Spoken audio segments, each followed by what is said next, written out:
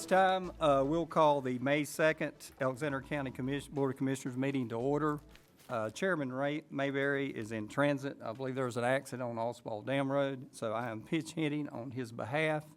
So at this time, I'd like to recognize Commissioner Ronnie Reese for the invocation. So if you'd please stand. Let's pray. Our Father, we come to you today, and Lord, we thank you for this day and all the good things you've done for us. Pray you be with us through this meeting, and Lord, just help wise decisions to be made and wise requests to be honored.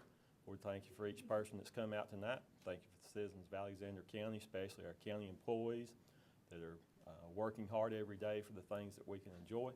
We pray for our EMS and our emergency services, the sheriff, police, fire departments, and highway patrol as they put their lives on the line for us every day. We thank you for them, protect them, and watch over them.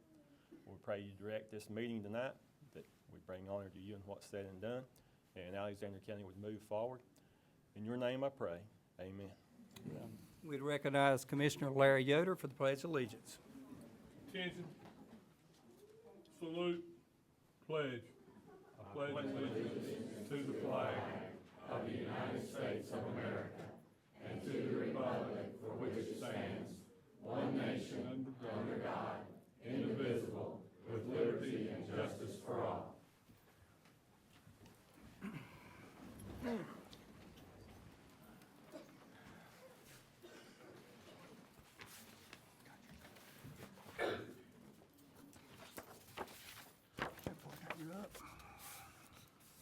I apologize for being late. There was a wreck or tree across the road I never could get close enough to see, but I had to turn around and get a long way. So, where are we at?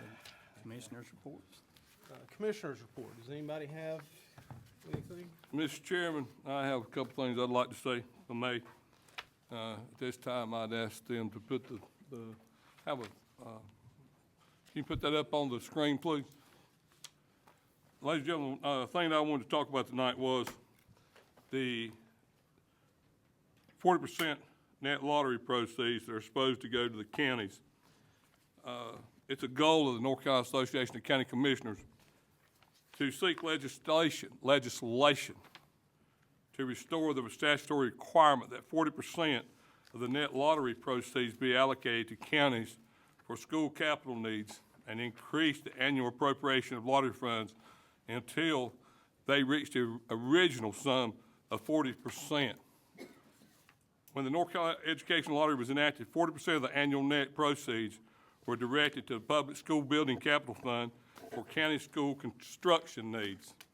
Since 2010, the General Assembly has set the county lottery appropriations below the statutory 40% of the net proceeds and has appropriated a flat $100 million, which now represents about 17% of the net proceeds realized. Consequently, counties have lost more than $500 million in school construction funds since the recession and have been forced to delay construction projects, use their emergency fund balances to make up the debt service losses or to reduce funding for other essential services. Now, the reason this matters is the Department of Public Instruction recently conducted a facilities needs survey to determine school building and infrastructure needs over the 5-year and 10-year horizons. The department reported that LEAs will need $8 billion over the next 5 years and $13.4 billion over the next 10 years to build new schools and to renovate or add on to existing schools. State funding for capital outlay expenditures has decreased significantly over the past several years. The North Carolina Education Lottery is now the only state funding source that is directed to school capital needs. The counties need the ability to raise revenue through the county's ability to raise revenue through property taxes, bonds, and sales tax is not sufficient to meet their obligation to fund school capital. Restoring the 40% allocation of lottery proceeds is essential to addressing the county's ever-growing school building and infrastructure needs. I tell you this information, I give you this because this year I believe the proceeds that came from the lottery funds were 17%. I know that several of you, and I'm going to tell the superintendent of schools, I appreciate what she did to help me last week. I contacted her, gave her their information, asked her if she'd get that to the school personnel, because I thought it's vitally important that our legislature in Raleigh, both our North Carolina representative and our state senator, that they got this information. I know that the senator has heard from you, because he told me, I got an email from him Friday, he said, I got a stack of mail on my desk. But the important thing is this, is that when you're writing these letters and you're talking to these folks, make sure that you discuss the lottery. Make sure that you let them understand that you want it brought back to the 40% that was promised when the lottery was passed in North Carolina. That's where we need to be, and for the last 8 years, I think, I'm pretty sure it is, the North Carolina Association of County Commissioners, we've been fighting this, doing everything that we could to get this thing brought back so it'd be to the original amount of 40%. That's what the citizens of this state was promised, that's what they deserve, and that's what they should get. The same thing happened with the Highway Trust Fund years ago when they took the Highway Trust Fund and they were taking the money out of there and put it into the general fund of the state of North Carolina. They since have stopped that. They're now using that Highway Trust Fund to do what it's intended to do, to use your fuel tax money to take care of our highways. Now, we need to get that going, and we need to make sure that we contact our legislature in Raleigh and let them know that we want this restored to the original part and what was going on in 2010 when they passed it. They made the promise, they passed the law, they need to uphold their end of the bargain. And I give you that for information tonight because I've worked on it for 3 or 4 weeks now and talking to Dr. Hefner, and some other folks. And the contact has been made, and all those folks that have been writing letters, been contacting those folks in Raleigh. I just want to tell you thank you, but keep up the work. They need to hear from you, from emails, phone calls, letters. They need to hear it. They need to continue to hear it. And this is going on all across the state. I got a phone call from another commissioner this morning, and there's other folks in the state of North Carolina that's working this just as hard. And whether you believe in the lottery or whether you don't, doesn't matter to me. They made the promise. They passed the law. They need to uphold their end of the bargain. Thank you, Mr. Chairman. Mr. Chairman, I'd like to say just a little something. Yeah. I'm on the DAV committee, and they meet on Tuesdays down in the DAV building. And, they're, without them, really, and what they've done for us, we wouldn't be able to really be seated here tonight. And I appreciate everybody coming out, concerned for, what's going on within our county. They'll be having a Memorial Day service. They always do. And, just make sure if you are around town, it's on the courthouse, go and attend that. And, a lot of these guys are, kind of exiting out of here with the things they've been through and, the different things. And it amazes me when I can go and just spend a little time, hearing their stories and, what's happened in their lives and, how they feel that they're accepted, by the public. And without the veterans, I say I don't know really where we'd be today. And also, my family's grown a little bit since our last meeting. I have another grandson, Rhett Wilson. He was born to Dustin and Michaela. And, that's how we're going to, we got to keep our county going, keep our generations moving. And, God blesses us with families, and I thank him for that. And that's all I got, Mr. Chairman. Well, think about every few months you're announcing a new grandbaby. Yeah, I'm trying to bring citizens in. That's taxpayers. So, Mr. Chairman, one thing that I would like to say, I'm on the same topic that Commissioner Yoder was talking about. Kind of following Commissioner Yoder's lead on the lottery funds effort, we as a board do plan to write a resolution basically stating that we firmly believe that those lottery funds should be, I hate to use the term increased back to what they should have been, but basically put back to what they were intended to start with. I think that was actually planned for tonight, but the resolution wasn't completed yet. So we will, what I understand, we will be doing that next month. Mr. Riddle, I'll follow up. I think Commissioner Yoder and I both reached out to the governor's office in regards to $64.90 in the repaving job or lack of quality therein. I think he maybe had a little better luck than I did. So I just want to let you know that we did reach out and express our concern that, number one, the quality of the job did not appear good. Secondly, one thing I questioned was the bidding to a Tennessee company of that job, where North Carolina companies request to bid on it. Now, maybe the Tennessee company had the lowest bid, or maybe a North Carolina company took it and subcontracted. I don't know, because I've not heard from them yet. But I just want to let you know that that didn't fall on deaf ears, and I agree with you, that road, it was better before it was repaved, and that's a pretty sad statement. Make a great amusement ride. So, I think that's the same company that paved down towards Statesville back in 2009 when they did it. Anybody else? Okay, you've got the agenda before you. I will make a change. I'm going to ask that we strike item number 4 because that resolution was not completed in time, and that is completely and totally my fault. So my truck broke down last week, and as you can imagine, being a contractor, that doesn't work very well, so I did not have enough time to complete this resolution, but we will put that on for the next month's meeting. Okay? Make a motion to accept with the change. Second. Is there any discussion?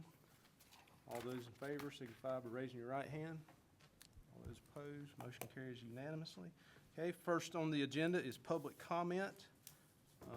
We have a full slate of people tonight. That's not a surprise. So first is Arrowwood, sorry. Yeah, I do need to go over that. Before we start, and I'm sure a lot of people are not familiar with the public comment rules, so let me briefly go over those. The public comment period is intended to allow the Board of Commissioners an opportunity to listen to citizens' comments and concerns. It is not a time for the board to discuss issues or answer impromptu questions. A time period of 15 minutes has been established for public comment at the beginning of the first regular meeting in each month. Length of comment for each speaker is limited to 3 minutes. Comments are to be directed to the board as a whole and not to individual members. Citizens will be expected to be civil and courteous in their language and limit comments to issues of public concern. Topics requiring further investigation will be referred to the appropriate county officials or staff and may be scheduled for a future agenda. Any citizens wishing to address the board during public comments shall call the clerk to the board prior to the meeting and have their name placed on the list. Okay, so we're going to limit it to 3 minutes, and you're free to start, Mr. Arrowwood. Thank you. Thank you. Thank you guys for having me. My issue's pretty small compared to what you guys are going to be talking about tonight, so thank you for your time. I own a poultry farm located on Lambert Drive. Not sure if any of you are familiar with Lambert Drive. Years ago, there were about 2 owners of property, several hundred acres there. Unfortunately, the farms are gone, you know, with, I guess, majority of the stuff down in there now is residential. There's about 14 residential properties down in there, along with still some farming going on. I've been solely responsible for maintaining that road. I drive by the mound of recycled asphalt out here frequently, and I'm here to ask you guys to reach out and help me help our community. Lambert Drive is in bad shape. It's going to create safety issues for our EMS, for our law enforcement. It's creating conflict between residences on that road. So I'm just here to ask, you know, for you guys to put some thought into how we can resolve that. Years ago, Greer Lackey had a petition with the state. The state was going to maintain it. Leroy Lambert blocked that petition, and now it cannot be state maintained because it has to first be brought to state standards, which would cost several $100,000. So my thought was initially that we contact someone that can maybe help us get the material that they've piled up out here. We could do a lot with that. We could do a lot with that on Lambert Drive. we could do a lot with that on other private roads that can't be state maintained in this county.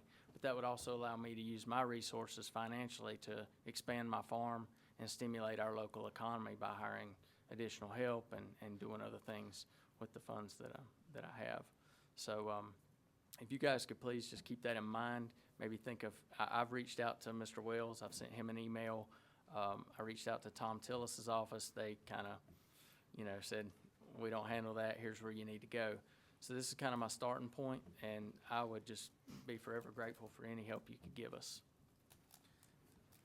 I will tell you, we are limited in what we can do, but we'll see where we can go from there, because we don't maintain the roads or anything else. And I know what you're talking about is a problem all over North Carolina. All these small roads, and actually I've got a relative right now that's in the same situation. They had all these property owners ready to fix a road up to state maintained standards, and you had one property owner that blocked all of it. So,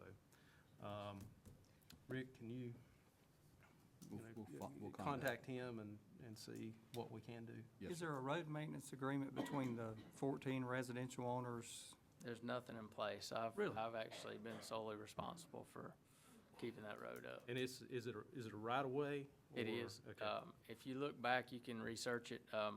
Leroy Lambert actually sued the original owners of the property and reduced the right-of-way from 30 feet to 15 feet because they couldn't afford to fight him in court. So the judge just said, we're gonna reduce it. They couldn't afford to pursue it any further. So that's what happened, and now we're in this situation. So, And does this right-of-way lead to those 14 residences? yes, sir. Surprised they get financing on that with, It's been tough. It's been tough on everybody down in there. yeah. But you were asking to like reuse what we've dug up? That asphalt out there is piled up, and it's roughly 6 miles from Lambert Drive. It would be very cost effective to take that material and just put it down Lambert Drive. And with the, a lot of people say, well, what do you do with crushed asphalt? Well, when you put it down, when it gets summertime, it's gonna heat back up and it's gonna bind together. So you're not gonna have future issues out of that road. And I'm happy to help maintain that road with all the equipment I have. I maintain it now, and I'd be happy to continue doing that. I just need some help with the materials because I just can't afford to support that whole road anymore. And DOT doesn't answer to us. So, Right. We can talk to them and ask them nicely, but sometimes they could care less what we think, so. Yes, sir. But I think your voices would be, heard Yes, much I more agree. than just mine. We'll investigate it. Thank you so much. You're welcome. Y'all have a good night. Thank you. Thanks.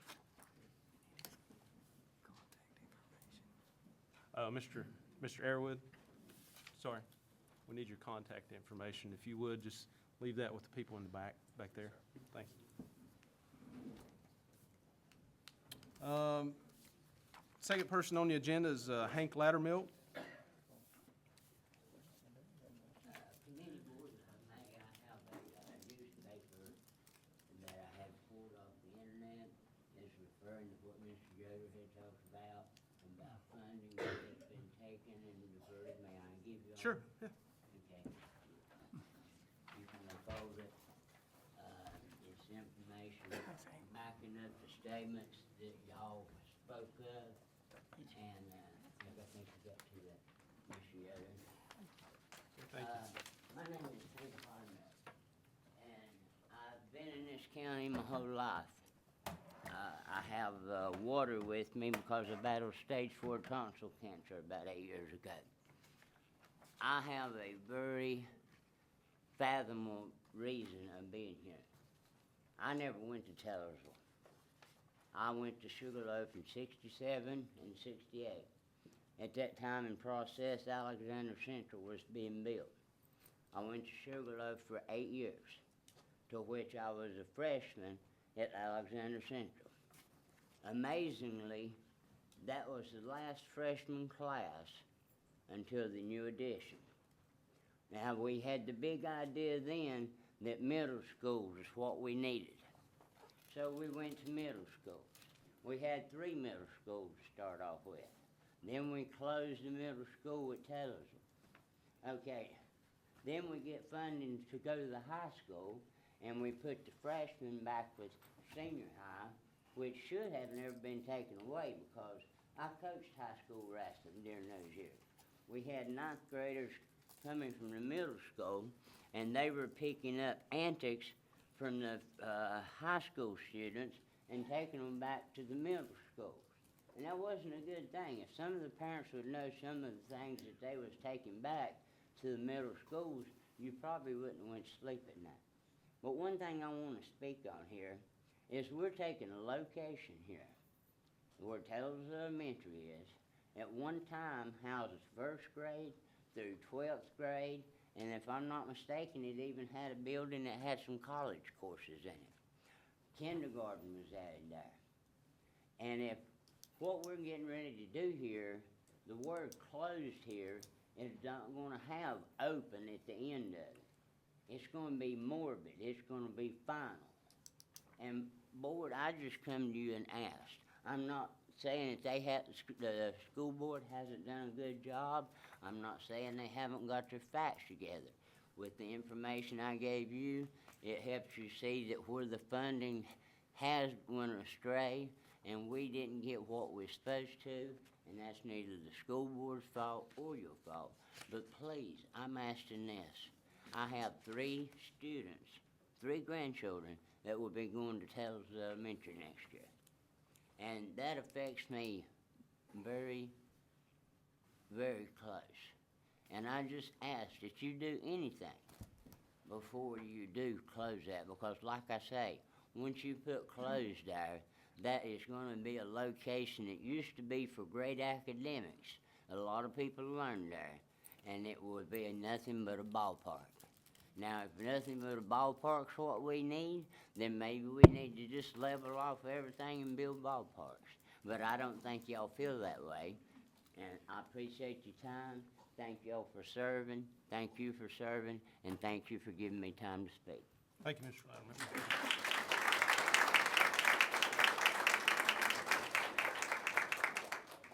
Next is Dale Clary. Dale here.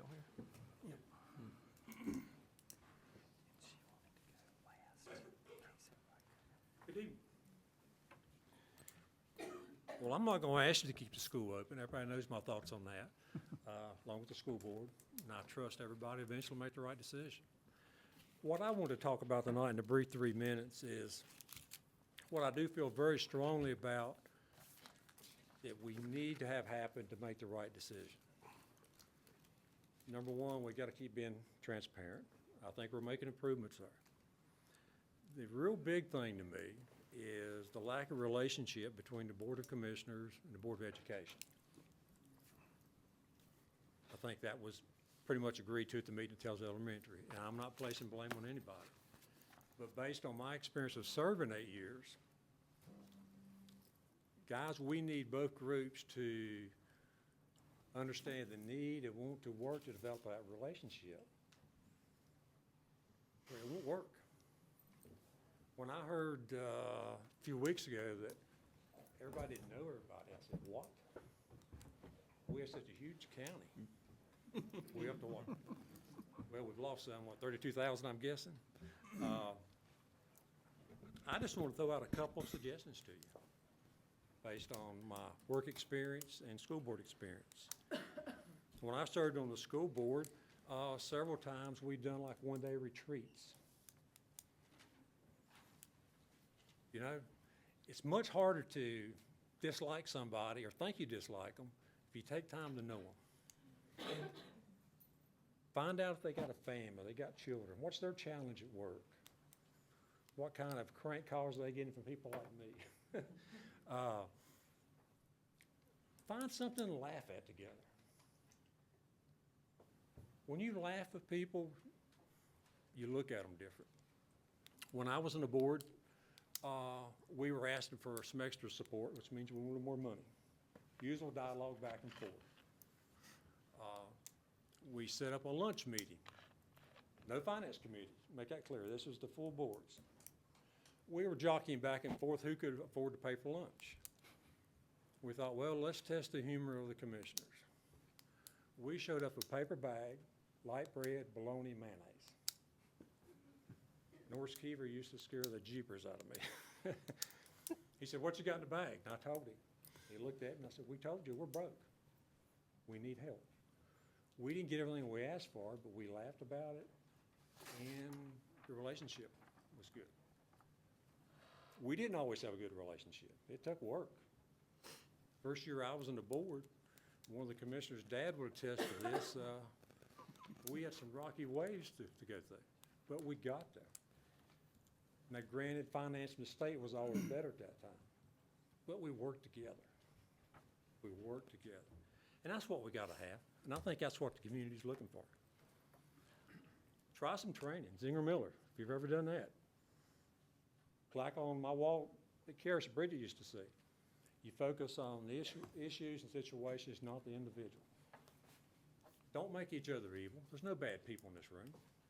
Find a way to get to know each other. Last thing, next to last thing. Embrace people with passion for the school system, passion for the county. Don't think they're your enemy. Don't question their motives. Embrace them. Okay, I want to make some people happy tonight. This is going to be my last appearance. And I hope the reason I share real quick will help in the future. I'm wore down by negativity. Negativity. I've been involved since 1984. And I just don't have the heart for it anymore. Don't have the heart. Younger people, you guys help each other. Make people want to help you. Thank you. Thank you, Mr. Terry.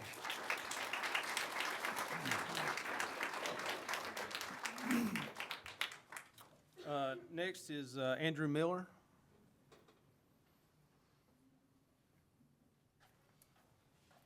Thank you all. As we gather tonight, and school board members and Dr. Hefner, I don't know, hey, we've not met. Commissioners, I come on behalf of myself, but also the students and folks, the citizens of this county who really are very supportive of Taylorsville Elementary School. When I came here about 10 years ago, I served as a pastor at St. Luke Lutheran in the community. I had folks who came out of the woodwork and they would tell me, don't send your girls to Taylorsville. I live in this district. They said, don't send your girls to Taylorsville. We have better schools. There are other schools you could go to. Choose another school. My wife and I thought long and hard about that. And over time, we determined that what we would rather do, and having grown up in real diverse situations ourselves down in Charlotte, we determined we'd much rather support our local school. Our girls have attended Taylorsville. My oldest daughter is in 5th grade, my youngest in 1st. And in that time, we have found an outstanding school, a school that is on the rise. In the time in which my daughters have been in this school, the standards year after year among the leadership, among the educators, among those working together and the students who have come together to learn, it has brought momentum. And that momentum in this school, you can just begin to see it rise. It's almost become exponential. And over that time, as it gets bigger and bigger, the enthusiasm of everyone who is involved in this school, it just gets larger. It's exciting to be a part of this school. I even volunteer, my wife and I both, as often as we're able, which isn't as often as we wish. But to be a part of something that's really magnificent is just marvelous. And then all of a sudden, kind of like if we were a sprinter in a race, and we started the race, the gun went off, we're running, we're building up speed. And we finally get to full speed, and all of a sudden, something causes us to have to stop running in the race. We didn't see it coming. But it takes all the momentum, everything it took to get there, and it just pushes it all to the side. Taylorsville is at that place. It's got all the momentum in the world. Test scores are on the rise. It's making all kinds of strides. And suddenly, in the midst of its finest moments, due to some challenges that are real, money and politics and boards and challenges like that, we may step in and take away one of the finest, most beautiful elements of education in our community. A school that reaches out, goes well beyond among a population that really struggles. There are a lot of challenges, but this school fits the niche. It steps in, and these teachers, dedicate themselves again and again to serving those who otherwise may not receive that same level of attention and care. Momentum does not come overnight. It begins with determination, and it builds over time with those who are determined to make it so. These teachers, these leaders, they have given their full identity in who they are into making this school where it is today. It has come so far in such a short amount of time. It would be a pity to imagine that momentum coming to a close. I thought about inviting or calling you tonight, but really, I want to tell you we're depending on you. School board, we're depending on you.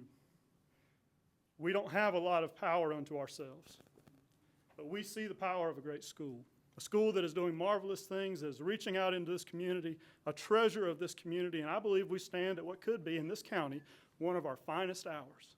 The moment in which we could all together, our leaders among us, work together and find a solution that builds the momentum of this school with determination across all involved to figure out a way to overcome financial challenges and politics and whatever else, and to believe that this could yet be a vibrant school, not just for now and for these kids, but for generations yet to come. We're depending on you. We're depending on you to work together and make this so. Thank you. Thank you, Mr. Mayor.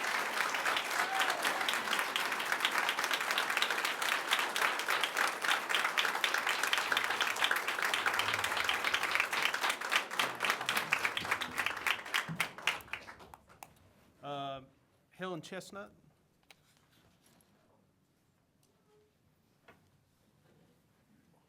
Good evening.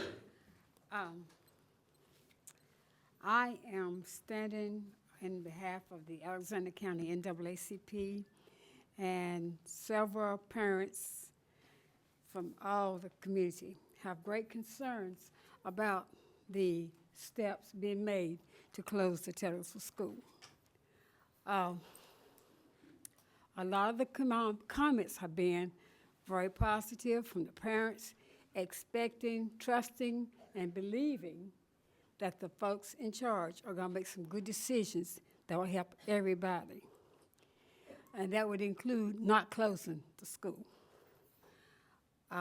My prayer is that we have a great need in this community for the special need children. And in addition to that, school has been a benefit to a lot of the minority children. And it's not to say that we don't care, but it would be showing faith that we do care more than others think we are not. If our Board of Education and our commissioners can find any means at all, and I gotta believe in my heart that there are means in the state of North Carolina that will help children first. We're saying that's our motto, then I'm a person that believes that we need to be a person of our word, and that would be children first. I'm still trusting and believing that there's some other avenue, means of working out an issue, concerns, money, that this school will not have to be closed. And I ask that you all make an effort. I listened to Dale, and a lot of things he said is things that I know from experience. They work when there's retreat, or there are relationships that grow and better, and in doing that, resolutions are met. That would be a benefit to the whole community. Thank you. Thank you.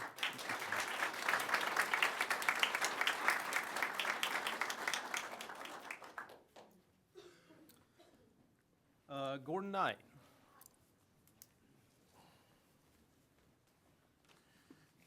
Good evening. My name's Gordon Knight, and I'm here to speak on behalf of Taylorsville Elementary. First, I want to say I believe, without a shadow of a doubt, that we have the best school system in all of the state, without a shadow of a doubt. But I'm also going to put something back on you guys. Our funding for that school system's in the bottom 10%. We're not getting, if we were getting what we paid for, we wouldn't be getting much. So I challenge you, if our football coach was in the bottom 10% of the state, we'd fire him in a heartbeat, not think twice about it. Last year, we spent almost $500,000 trying to give businesses incentives to be here by tax refunds, things like that. One of those businesses actually charges Alexander County residents more to use their facility than out-of-county residents, and we refund their taxes. I'm not here to talk about unwise tax incentives, but what I am here to talk about is that I'm asking you to spend some money, some extra money on the schools. And what I'm saying is I know maybe a formal request hasn't been made from the school, but I also know how politics works. It's not unusual for maybe one manager to call another manager and say, hey, I think we can find an extra $100,000 for something, or I think we can find a little bit of something. You might want to add that to a request. I know how those things work, and we seem to have been missing that. But here's what my challenge is for you. My challenge is that you earmark $500,000. Match the funds you gave back to some of these taxpayers. Earmark $500,000 for repairs at Taylorsville Elementary. Earmark it for that to the school board on top of your funding already. What I would say is, please don't get into this pass the buck politics of they didn't ask, we didn't have it, this back and forth. Stop the buck right here, guys. Y'all are the guys that can say, here's some money, go do what you need to do with it, fix those problems, keep this school open, help these people out. Because what I see with this school is I see when we give $500,000 back to businesses that are probably some of the wealthier people in the county, what I see back here are some of the people that are some of the poorest people in the county. And I go in that school on a regular basis for a lot of different reasons. And when I became a Republican because it was the party that took care of poor people, less fortunate people. And I'm begging you, as an Alexander County citizen, let's look out for these poor people here. Help them out. Thank you.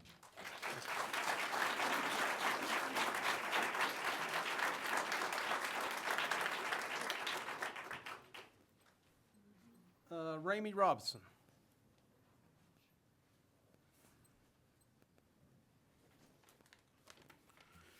Good evening, Alexander County Board of Commissioners, Manager Rick French, Clerk Ms. Starnes. My name is Ramey Robinson, teacher and former graduate of our school system. My children attend one of our public schools, and my wife is also a teacher at another.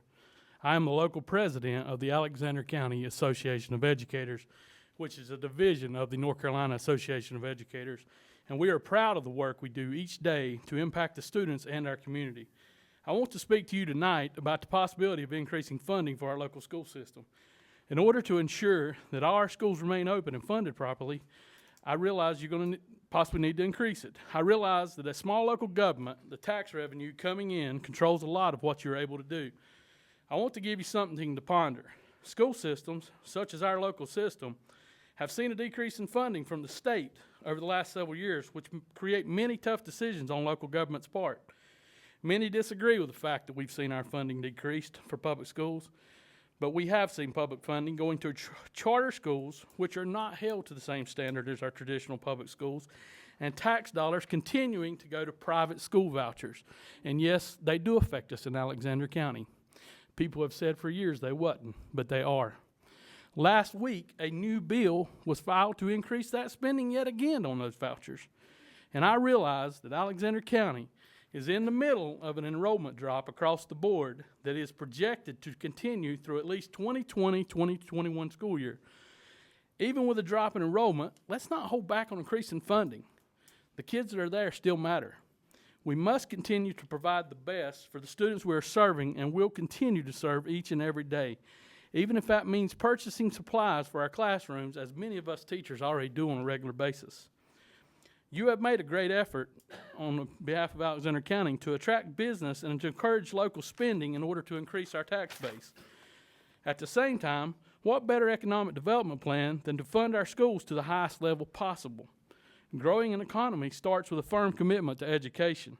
I urge you to take a look at the efforts to support our schools in the same fashion you have to growing our local economy, and work together with the Board of Education to help our schools provide the best opportunities for student achievement in the state of North Carolina. We truly do have some of the best students in the state. I will put mine against them every day. I've said it time and time again. Thank you for your time, and I trust that you will make the best decisions for our students here in Alexander County.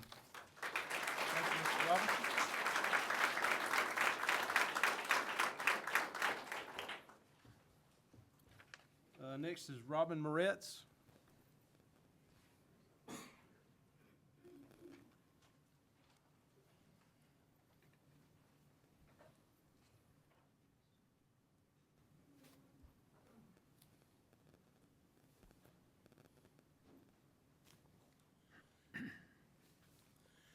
I think what I'd like to ask you tonight is, what's the worth of an education? How much is your education worth? How much effort went into someone giving you a good education? I've had the opportunity to teach several of your children, and I'd like to hope that when I taught them that you got your money's worth. I'm not real sure that what you were giving me to teach them with was sufficient, but I'm really hoping they got their money's worth. What do these people who are educators at Taylorsville Elementary do? They take that child, no matter what, clean slate coming to them, and they spend as much time as necessary. They spend as much of their outside funds as they can afford.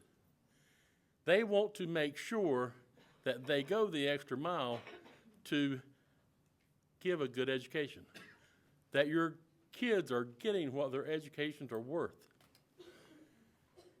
They go many, many miles beyond what is asked of them. I was sitting here thinking that, I ain't in the name calling or anything, but I can think of one of you's child I used to take back and forth home in the afternoons when I would get a call from their mother wanting to know if I could deliver. I was glad to. They were a nice young person, and, others of you, your parents taught me. Now, not necessarily in a school setting, but, in a Sunday school setting. But what is the worth of this education that we're trying to give these students? I think the worth of it should be everything that you can find within your abilities to give them to make it a good education. Now, I'm not sure. I just recently got into digging, and I appreciate all the help I've gotten from a lot of school board members and from county commissioners of trying to figure this thing we call education out when it comes to finances. But I'm absolutely certain there were at least 3 of you that went in with your eyes wide open when you came to the county commissioners. You knew what the necessities were. You had fought for the same thing that people are now fighting for that's on this current school board when they come and ask you for additional funds or if they are asking you for help. So I assume that was an audition to what you're going to do now. And I'm going to, I just think you ought to do the right thing. When the meeting ended up at Taylorsville the other night, I still wasn't sure that the right thing was being looked at. I felt like I had been to an event where we had county commissioners who were there, and I wasn't sure if they were all there to want to see for the betterment of the schools. I found it abrasive that, just like your rules, that when you approach the board, you should have approached the board instead of speaking to the people in the audience. I don't know. Maybe it's just me. I picked up on some of these things. I really didn't get the idea at that point, and I'm not real sure yet that I'm of the position that I think y'all are all in. And if you ain't all in, I hope that somebody can come along behind you, down the road, and we'll be all in. It's not easy, but I don't know. Did anybody of y'all, were any of you appointed? I think every one of you ran for office. And at this expectation, I expect you to give these children at Taylorsville Elementary what it's worth. Thank you.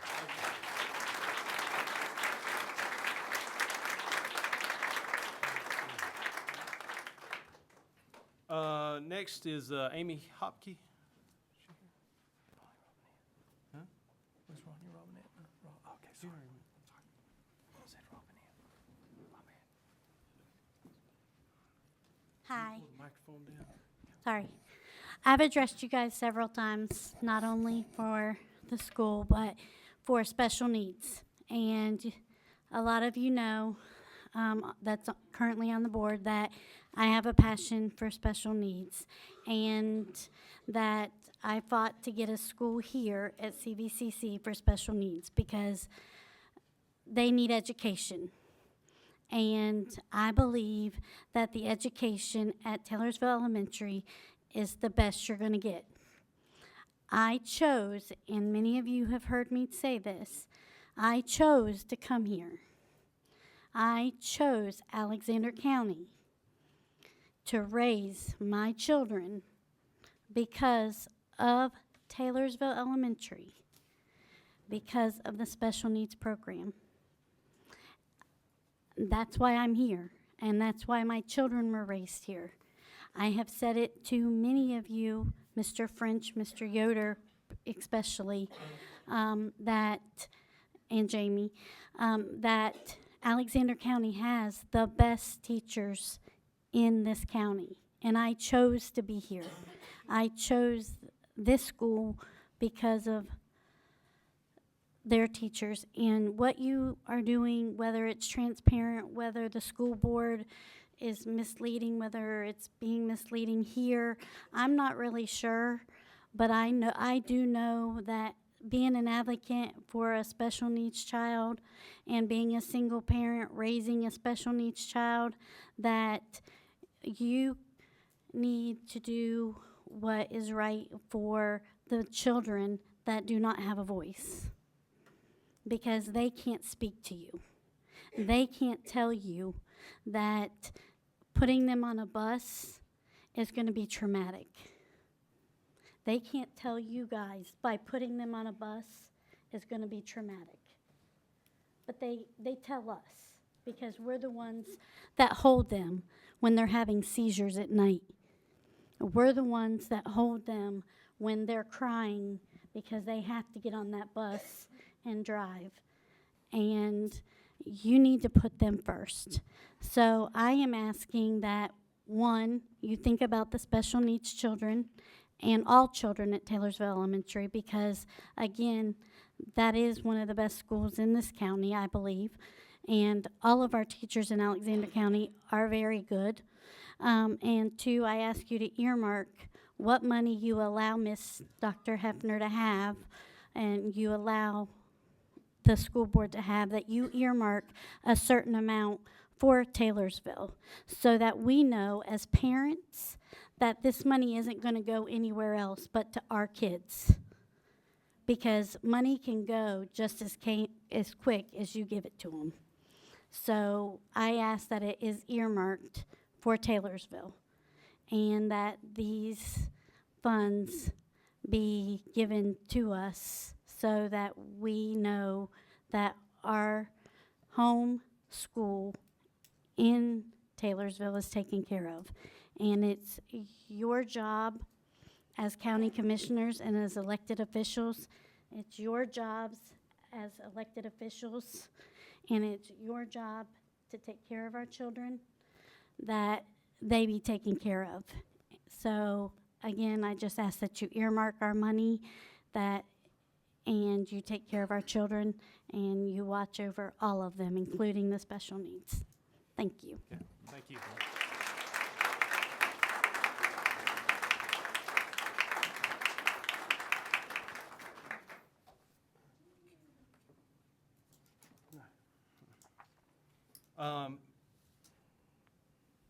It would be appropriate if we went right to the school board budget request, but that's not the way it's laid out, so I'm sorry, you're gonna have to sit through some other boring stuff first. So, second on the agenda is, public hearing, rezoning case 6-13.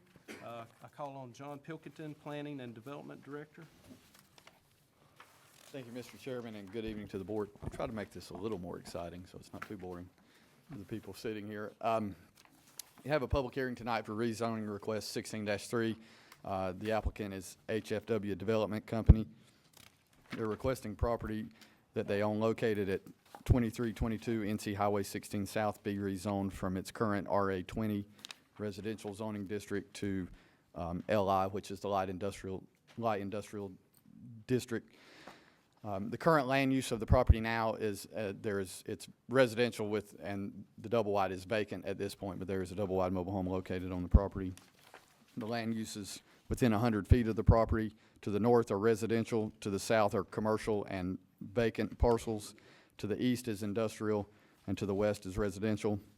The zoning districts within 100 feet. To the north are RA20 and highway commercial.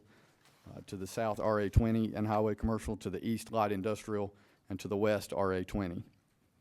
There is a map, as you can see in your packet as well on the screen, showing the proposed, where the proposed rezoning would occur. They're requesting this 4-acre tract of land be rezoned to light industrial to accommodate an expansion of the existing IMG facility that is to the east of the property. I spoke with Hal Hefner, who is the primary owner of the property. I spoke with him this afternoon. He wasn't able to be here tonight. He had another matter he had to attend to, but he wanted me to let you know that the intent or the request to rezone this is due to the fact that the IMG facility would like to expand over into and onto this piece of property.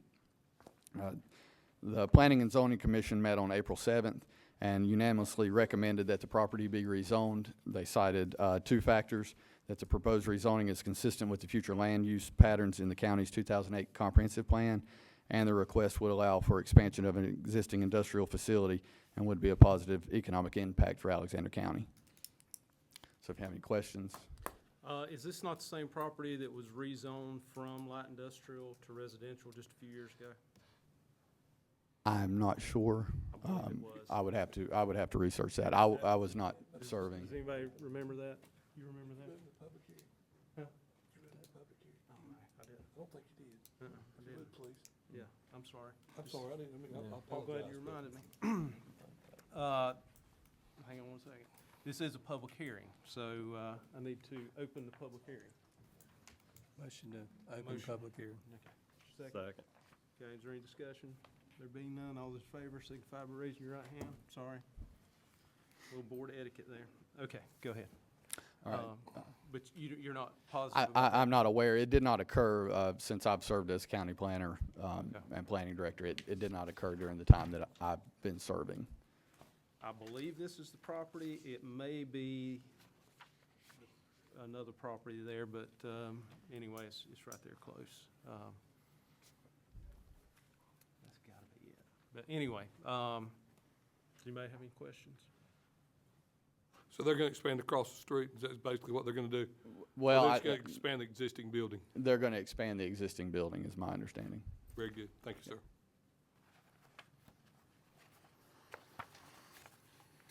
Anybody else? And one question, I know this probably doesn't have anything to do with it, how many jobs do you think they're gonna create? I do not know. I mean, I know it has to do with I'm public sorry. hearing, but I just thought I'd Yeah, ask. I'm not really sure Okay. of the details of exactly. Be what nice the anyway you expansion's look gonna at it be. though, that's good. Yeah. Well, I think there's no houses around this property, isn't it all pretty much, the credit To the union, north, there is some veteran- residential uses, and the double wide that is on the property now is actually vacant. He did purchase the property from the previous owner. When he initially applied, the tax maps hadn't actually caught up with who owned the property. The old owners were still listed as the property owners, but it is vacant. And yes, everything around it is either vacant or commercial and industrial. And there's also, there's a close-up of the future land use map in your packet that shows that this area was designated for industrial development. So right beside In the Dr. future. Schaefer's, Alexander Vet. Does that property abut Dr. Schaefer, Alexander Vet? Somewhat, actually would be to the south of that, Okay. yeah.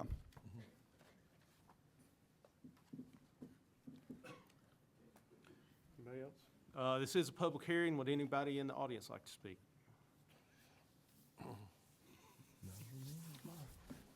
Mr. Chairman, I'd make a motion to close the public hearing. Second. You got a motion second. Is there any discussion? There being none, all those in favor signify by raising your right hand. Motion passes unanimously.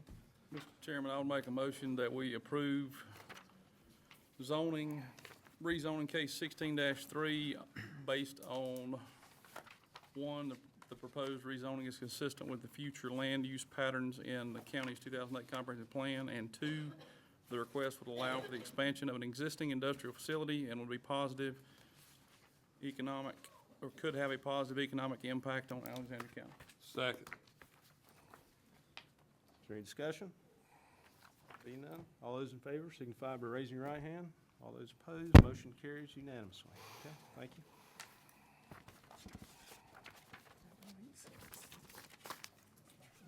Okay, item 3 on the agenda is National EMS Week Proclamation. Call on Doug Gillispie, EMS Director.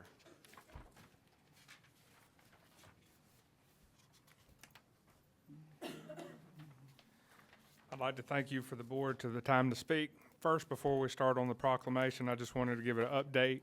Over the past 6 months, Alexander County EMS has worked to become a continuing education institute through North Carolina EMS. It's been tedious work, and we did get approval last week, so we're able to have online training through Alexander County and get approved credit through the North Carolina EMS on that. And I wanted to thank a couple people before. Kevin Richards, which is the training officer, Chris Hadelman, and Daniel Sweat. And they put a lot of time and a lot of work in it to get that done. Second, I would like to ask the Board of Commissioners for the EMS Week proclamation. EMS has grown in leaps and bounds over the past years, and this is a way to show gratitude to the EMS employees. Alexander County has 29 full-time EMS employees and 29 part-time employees, and last year we ran approximately 6,500 calls per that year. So I want to read the proclamation. It says, whereas emergency medical service is a vital public service, and whereas the members of the emergency medical service team are ready to provide life-saving care to those in need 24 hours a day, 7 days a week. Whereas access to quality emergency care dramatically improves the survival and recovery rate of those experiencing sudden illness or injury. Whereas the emergency medical service system consists of emergency physicians, emergency nurses, emergency medical technicians, paramedics, firefighters, first responders, educators, administrators, and others. Whereas the members of the emergency medical service team, whether career or volunteer, engage in thousands of hours of specialized training, continuing education to enhance their life-saving skills. Whereas it is appropriate to recognize the value and their accomplishments of the emergency medical services provider by designating Emergency Medical Service Week. And it's got now, therefore, I, Ryan Mayberry, Chairman of the Alexander County Board of Commissioners, Taylorsville, North Carolina, in recognition of this event, do hereby proclaim the week of May 15th through 21st, 2016 as Emergency Medical Service Week. With the theme EMS Strong, Calling to Care. I encourage the community to observe this week with the appropriate programs, ceremonies, and activity. And then it's got signatures adopted the 2nd day of May of 2016. Signatures of the Clerk of Board, Jamie M. Starnes, and the Chairman, Board of Commissioners, Ryan Mayberry. Thank you, Doug. Any comments? Make a motion to approve. Second. Got a motion, second. Is there any discussion? At this time, Doug, I'd just like to say I appreciate everything you guys at EMS do. You guys do an outstanding job, and the people in our community, unless they've had to use the EMS and use our emergency personnel, they have no idea what type of highly qualified and highly trained technicians that we have that travel as paramedic on our EMS units. We Thank you for everything that you do. And the entire group, not just you, but all of them. Let's not forget our first responders and our volunteers, because they help out tremendously also. And all of them that are involved. Thank you all for what you do. We appreciate everything you guys do, and I know you've taken care of Larry a few times, so. Old guy. And look how good he's doing now. He is, yeah. You done a good job. They still think it's funny because I couldn't stay on the roof, okay? All right. But our EMS does do a good job. If you've never had to use them, I've had to use them three times. And extremely professional, well qualified, and once they get there and they got you in their hands, let me tell you, you don't have to worry about anything. I can't say enough about it. I know from experience. Thank you. Thankfully, I've never had to use them, but Larry does brag on you guys a lot, so just know that. I'm glad you're there, because I'm a grandpa again, you know. My walker's outside, but, yeah, I do appreciate what y'all doing. I mean, it's not a, nobody likes to get a call at 3 or 4 a.m. and you gotta, go somewhere, but that's what you guys do, and, that's your job. I do appreciate it. Thanks for taking care of these old guys. Yeah. Appreciate it. That's what I was thinking is, some of these old guys need to, they need to be around for at least a little while longer, so You're catching me. Just wait a little I bit. appreciate that. Got a second All on right. that? Yeah, we got a second. All those in favor signify by raising your right hands. Okay, motion carries unanimously. Thank you, Doug. Thank you for your time. Thank you. We're skipping item 4. Item number 5, Alexander County Schools budget request for 2016-17. I call on Superintendent Jennifer Hefner. Thank you, Chairman Mayberry, Vice Chairman Campbell, Commissioners Lael, Reese, and Yoder, and County Manager Rick French. I stand before you tonight to make a formal presentation and request for the school system's 2016-17 local budget, and I want to put some factual information out to the community about the school system's current financial situation. While I am no financial expert, I'm certain if you have questions during my presentation, either I, Chief Finance Officer Sharon Mahaffey, or Board Chair Karen Brixey will do our best to answer your questions.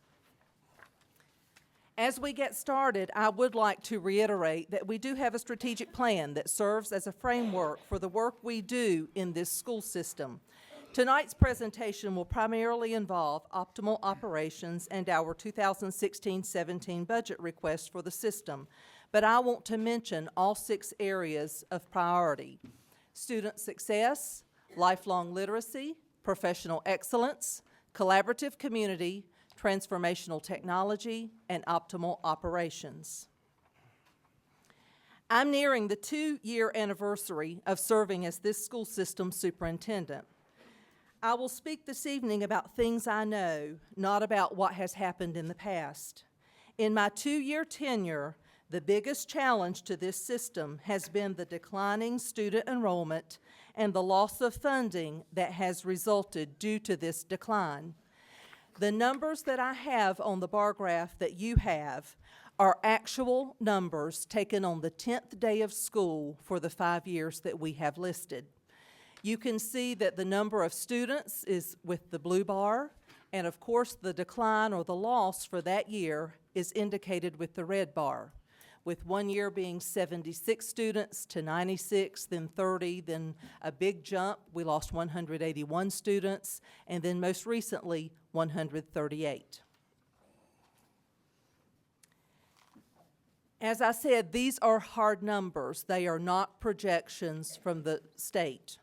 You know that the projections indicate that we will be on a steady decline through the 2020-2021 school year. And oftentimes we've talked about in 10 years that we looked at previously, we had lost almost 600 students. But for the 5 years that I have listed, we lost 521 children. Based on the number of kindergarten students that have enrolled for the upcoming year, I don't see this as getting any better.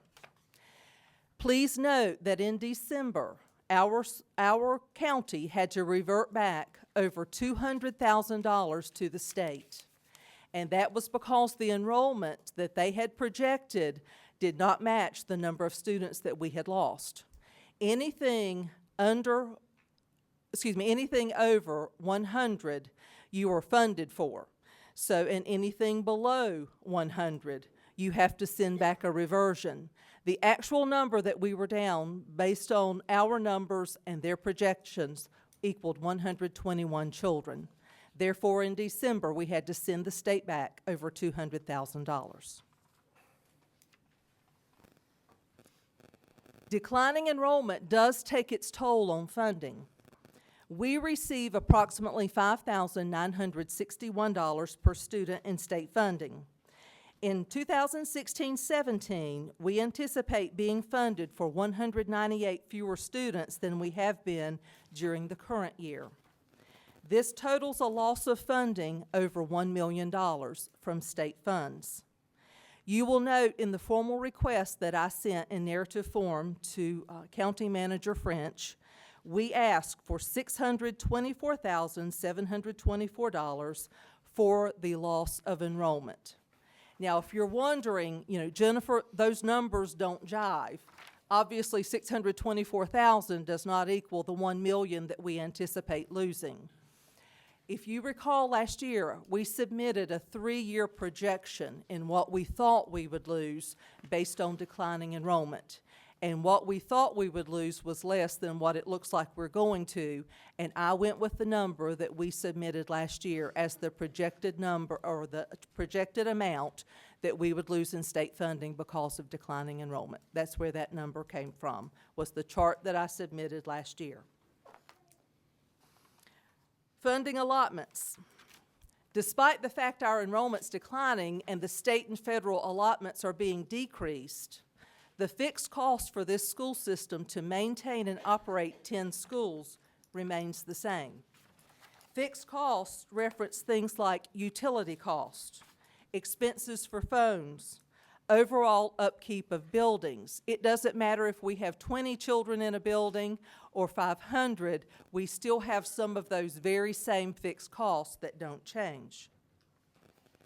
I want to just show again, we have talked about how the budget is comprised, and the numbers are very hard for you to see, but obviously on the pie chart, you see that the biggest amount is in state funding, which comprises 62% of our budget.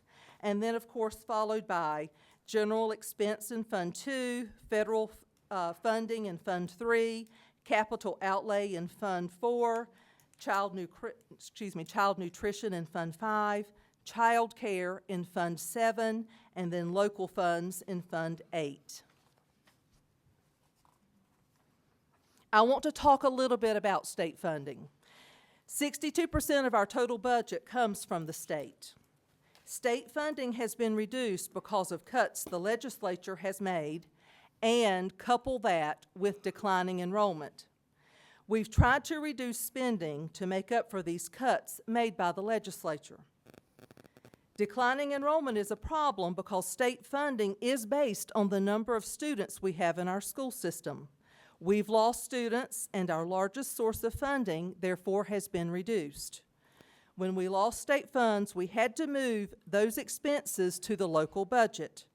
The expenses in the local budget were greater than the money we received, and therefore we had to dip into something that we reference as fund balance, which, if I had to describe that, the best way to describe it would be a person's savings account. The only difference is now we're faced with not being able, an individual who uses from the savings account has the option, hopefully, to build it back up once you've spent from it. The school system, we don't have a way to build our fund balance back up.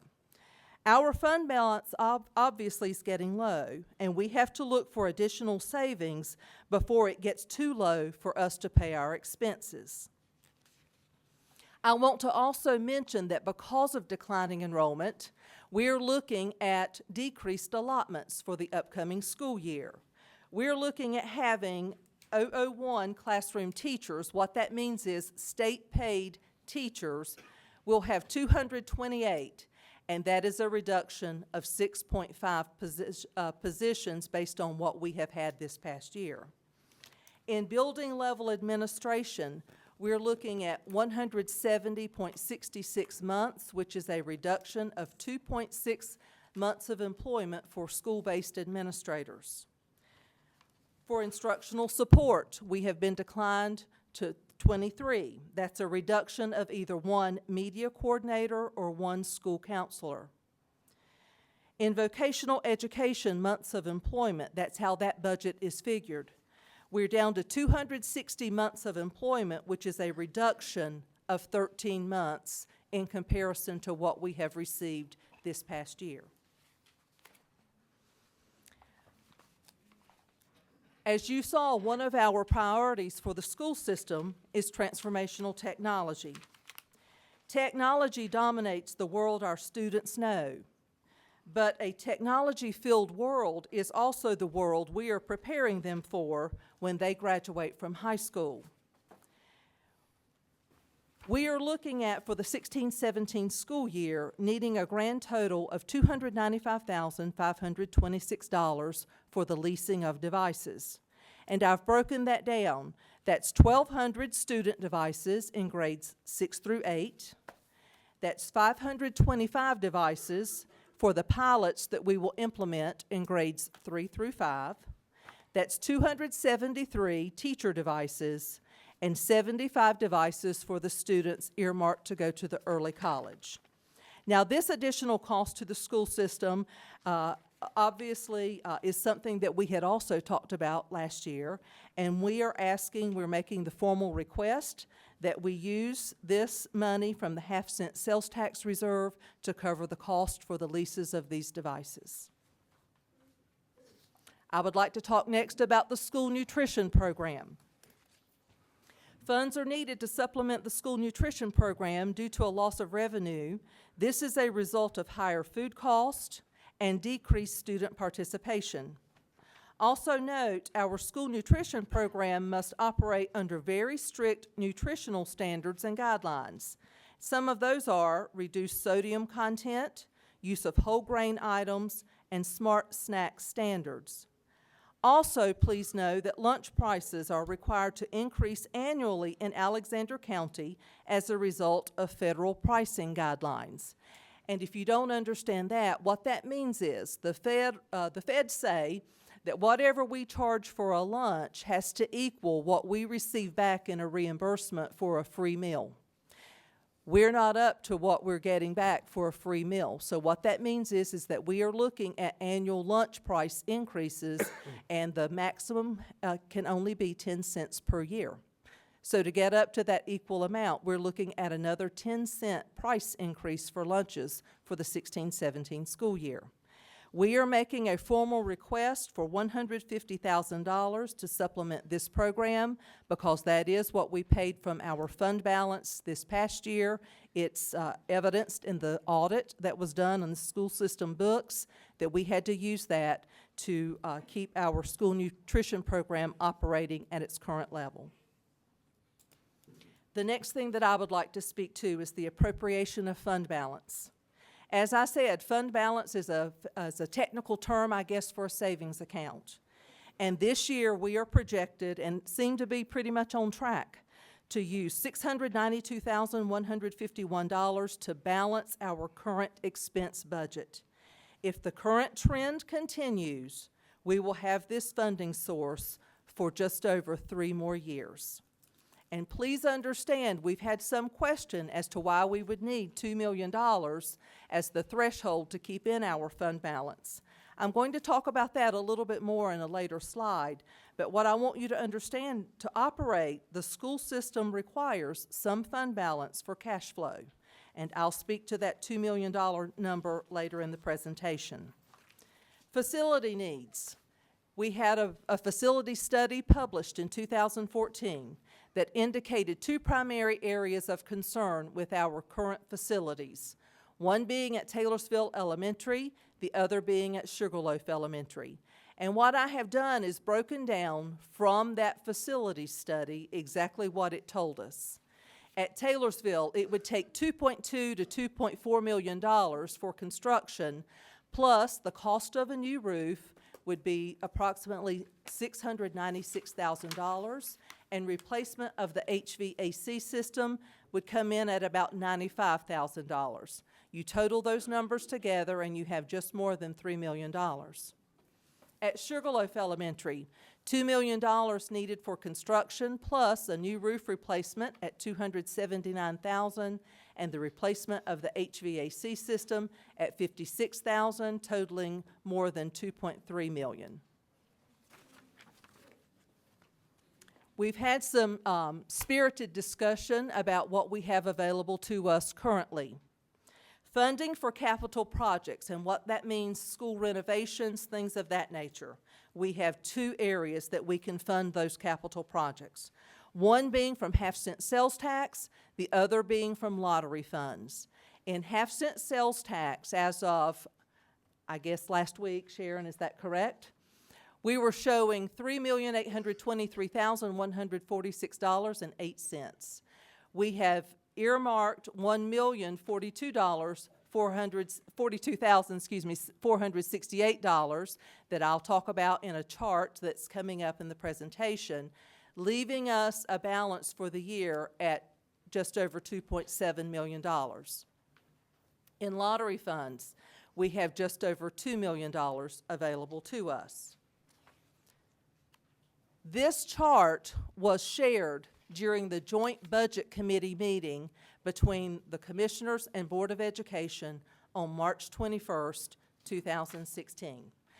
Being the teacher that I am, at this point, I would have gone up to the board or whatever and pointed to some things to show you exactly what some of these numbers mean.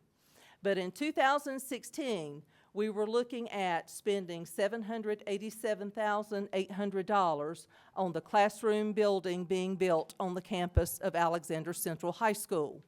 We've taken a little bit of a beating as to why we would want to do that, and let me give you a little history on the ALP building. We had a task force to study the evening program that had been offered in Alexander County for a number of years. That task force met for almost a year, discussing the things that worked with that program and the things that did not.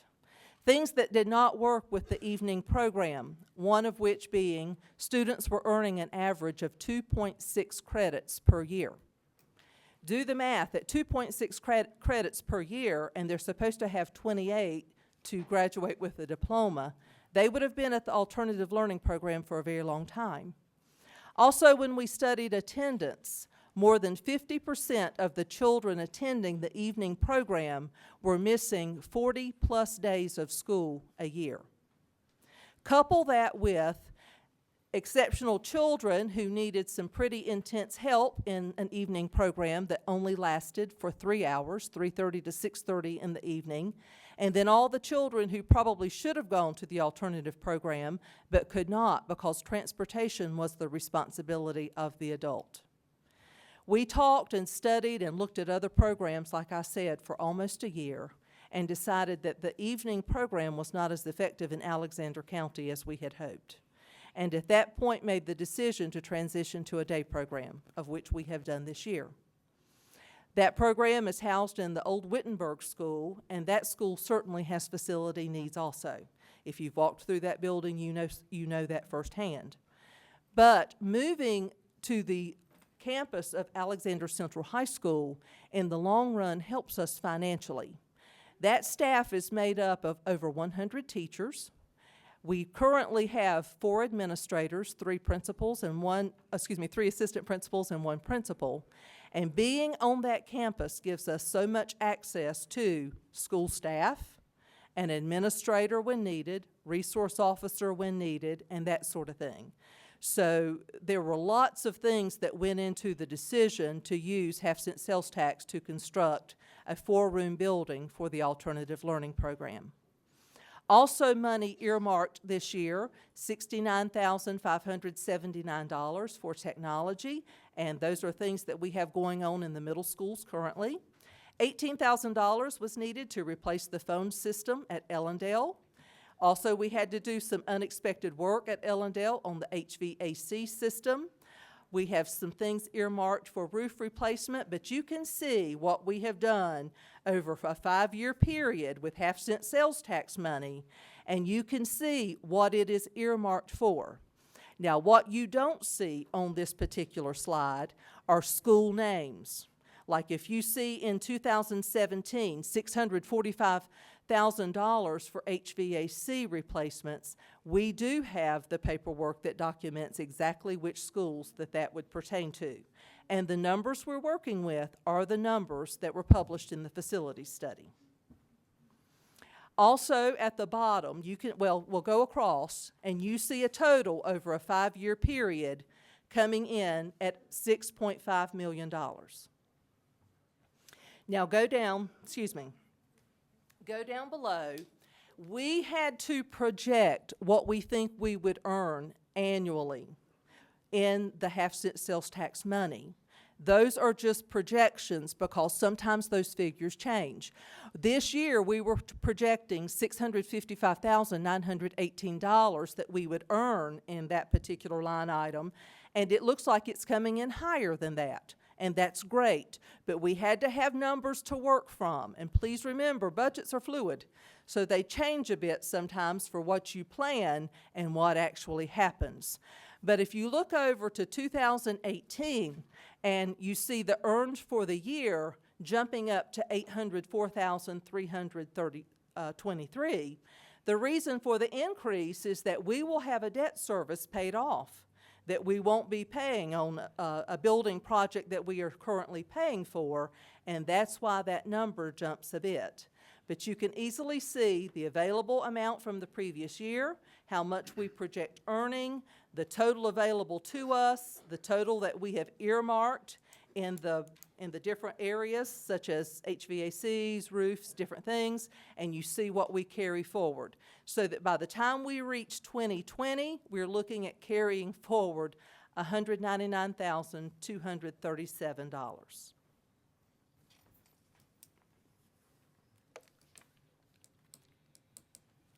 The next thing that I would like to mention, the document on this slide, is the DPI Facility Needs Survey that was submitted to the state in February of this year.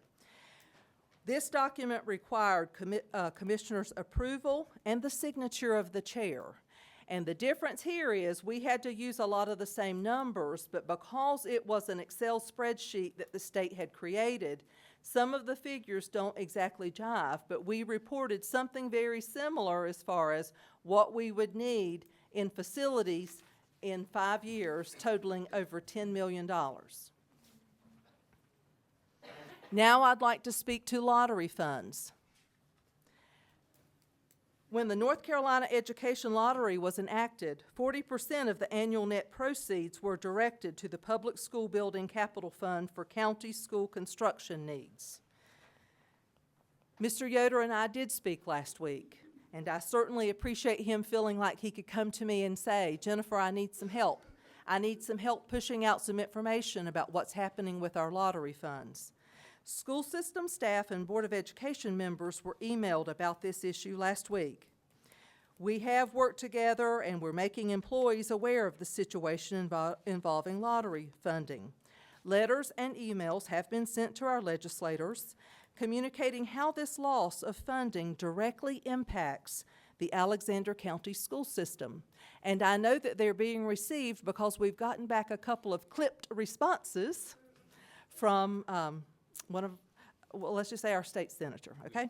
So, of which I then gave that employee some information to send back to refute a couple of things, but whatever.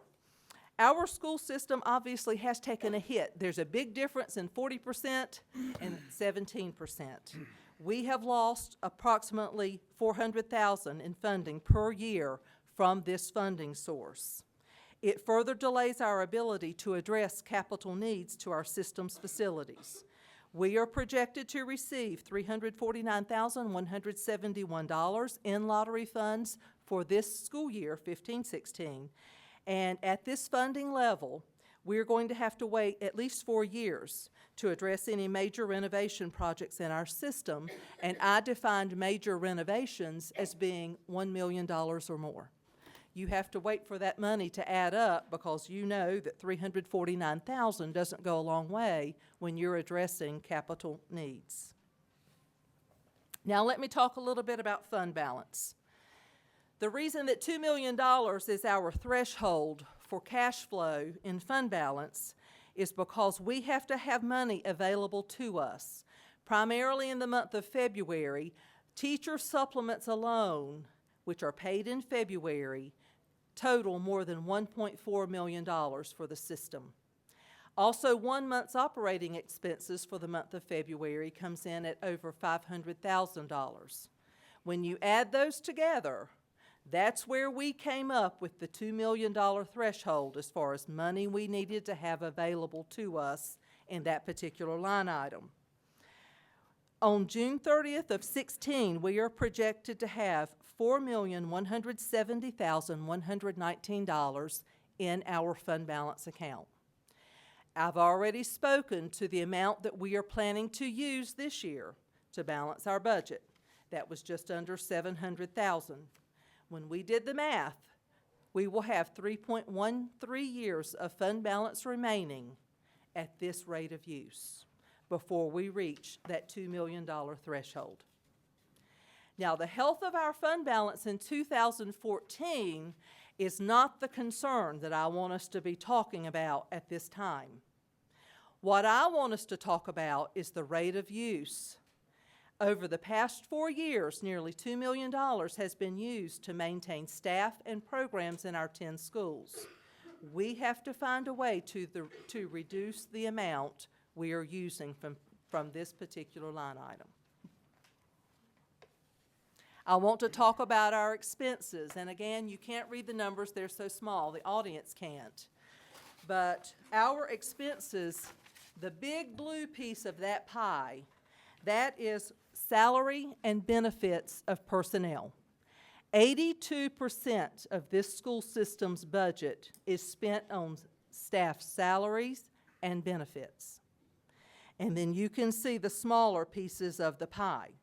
When you go to try to capture big amounts of money in a school system, guess where you go to get it?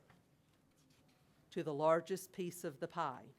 And that is what we have desperately tried to avoid. We have done our best to be good stewards with the money.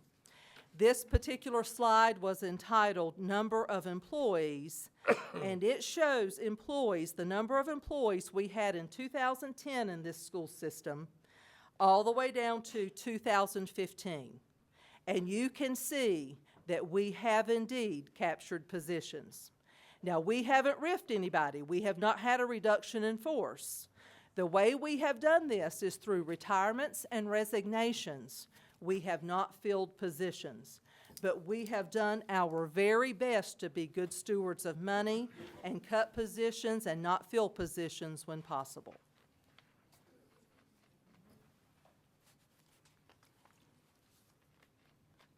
A comment was made that we would receive over $500,000 in low wealth fund, $500,000 additional dollars in low wealth money in 16-17. That is true. I don't deny that. We're actually looking at $555,554.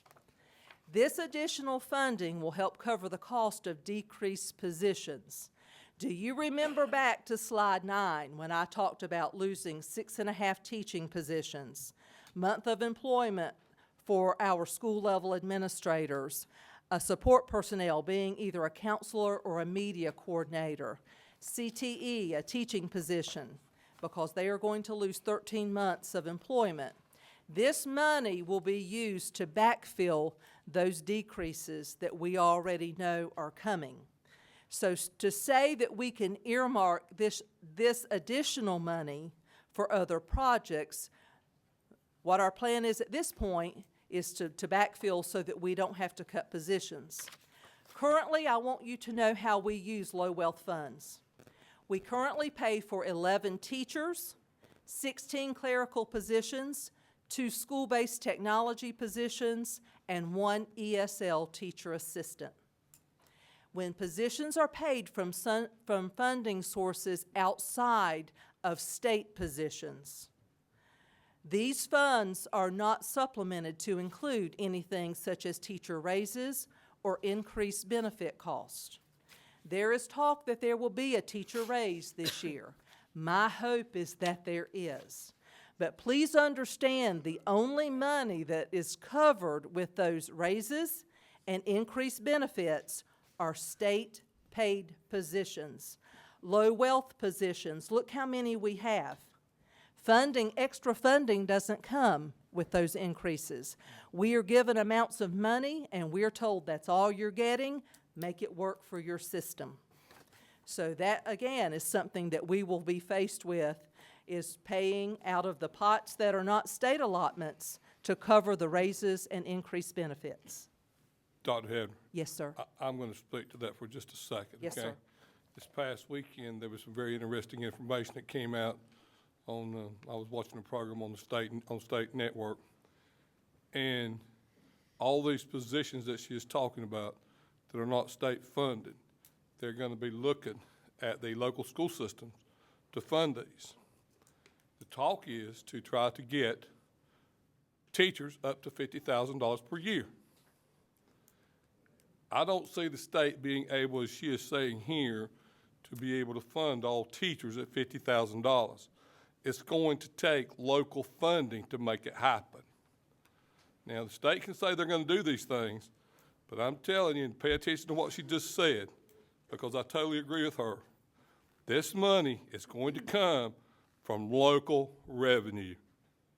And folks, when you look at school systems and you look at what's going on in our state, you've got to pay attention to what's going on the federal level, the state level, and the local level. And trust me, I'm not sitting here trying to play blame to anybody, but I have watched this situation. I've talked about this situation. Our county is the only one that is in trouble. I can assure you of that. There's a lot of counties across the state of North Carolina that are in serious trouble. That's one of the reasons when you pay attention to what's going on in Raleigh, and Jennifer, I do totally apologize for interrupting you, but you've got to pay attention to what these folks are doing. Meeting. Lincoln County is losing 16 teachers because they lost federal funding. I believe it was 16. I may be wrong on the exact number. I think it was 16, or maybe more. But Did you say Lincoln County? Lincoln County. I happened to bring that paper Well, because I was going to read a quote from it from their superintendent, Right. because their superintendent's faced with the same kinds of challenges we are. Right. Their school system's looking to cut 34 teachers and 8 teacher okay, assistants. I was wrong, but I knew it was a tremendous amount. But folks, the thing that I'm trying to stress here is when you listen to her speak and you listen to what's going on, please pay attention on your federal and your state level also. Okay, you can't just blame local school systems and local governments. It's not all of us. It's not all of us. You've got to pay attention. You've got to talk to these people, and they love it because you know what? Right now, you are just paying attention to the local thing, and I totally respect that.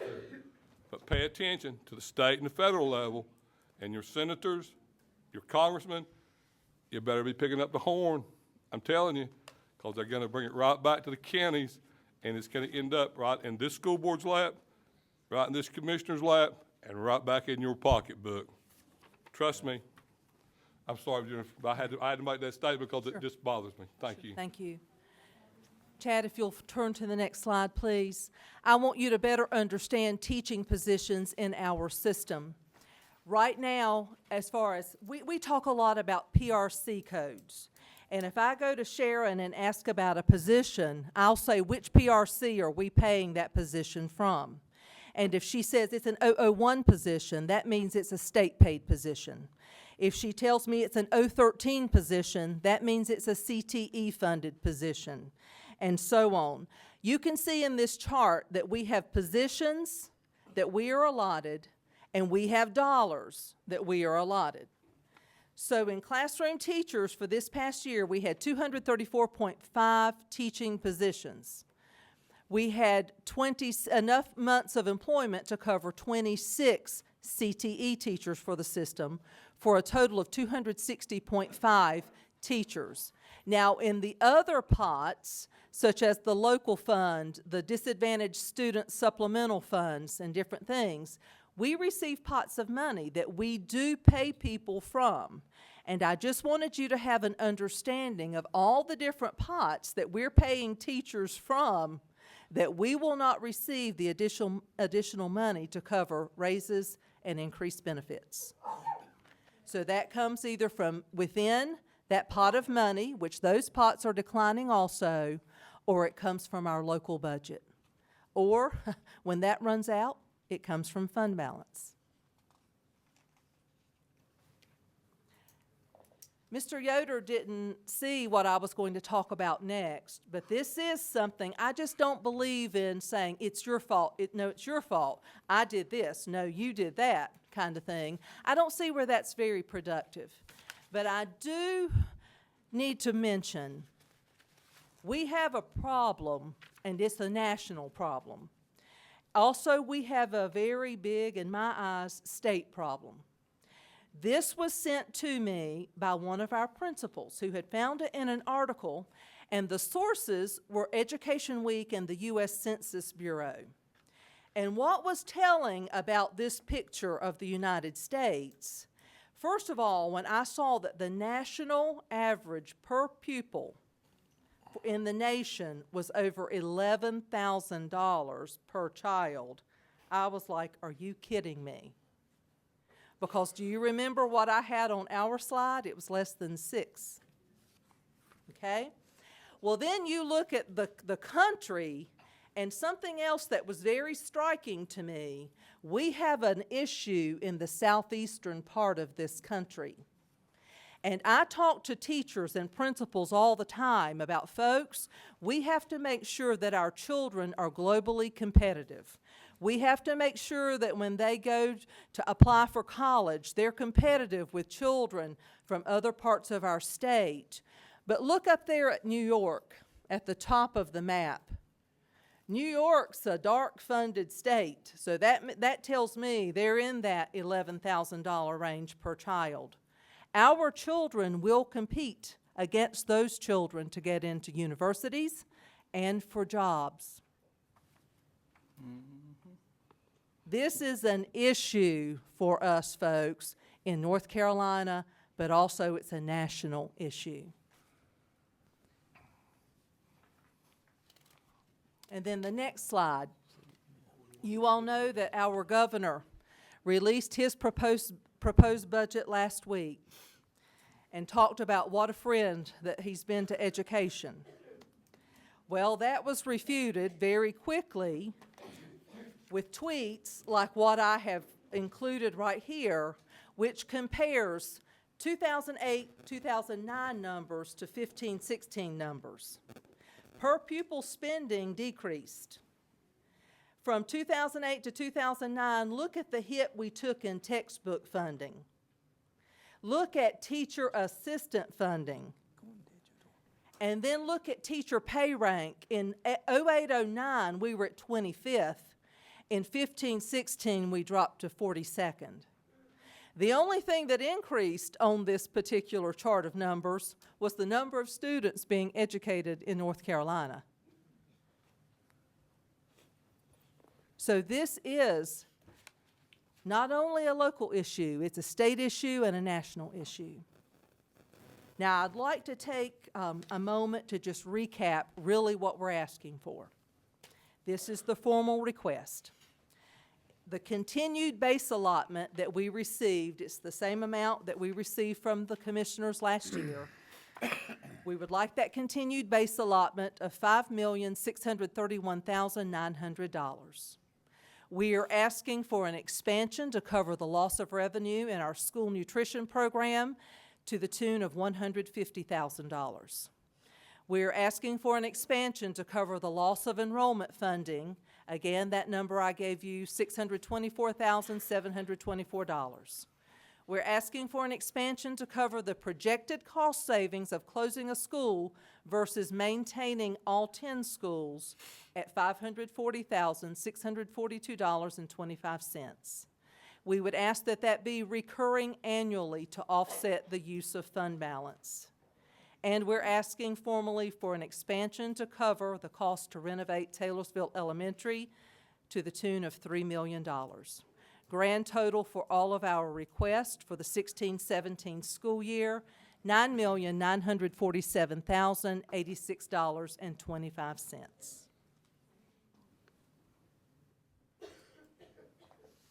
While I have the floor, I would like to talk a little bit about why a proposal was made to consider closing a school in Alexander County. Again, I can only speak to what I know based on my tenure as the superintendent of this school system. I've worked with 2 budget committees, and we have met with the Commissioners' Budget Committees in both 2015 and 2016 to share information about our school system's financial status.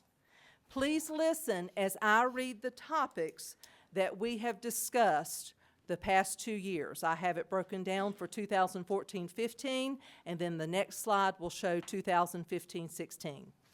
Use of fund balance, loss of funding for teacher assistants, loss of revenue in the child nutrition program, funding needed for technology with our one-to-one initiative, loss of funding for assistant principals, declining enrollment and loss of funding as a result of that, facility issues at Taylorsville and Sugarloaf, need to transition to the alternative learning program to a day program, concern about school-based administrators' salaries. Principals could make more as classroom teachers per month than they do as principals.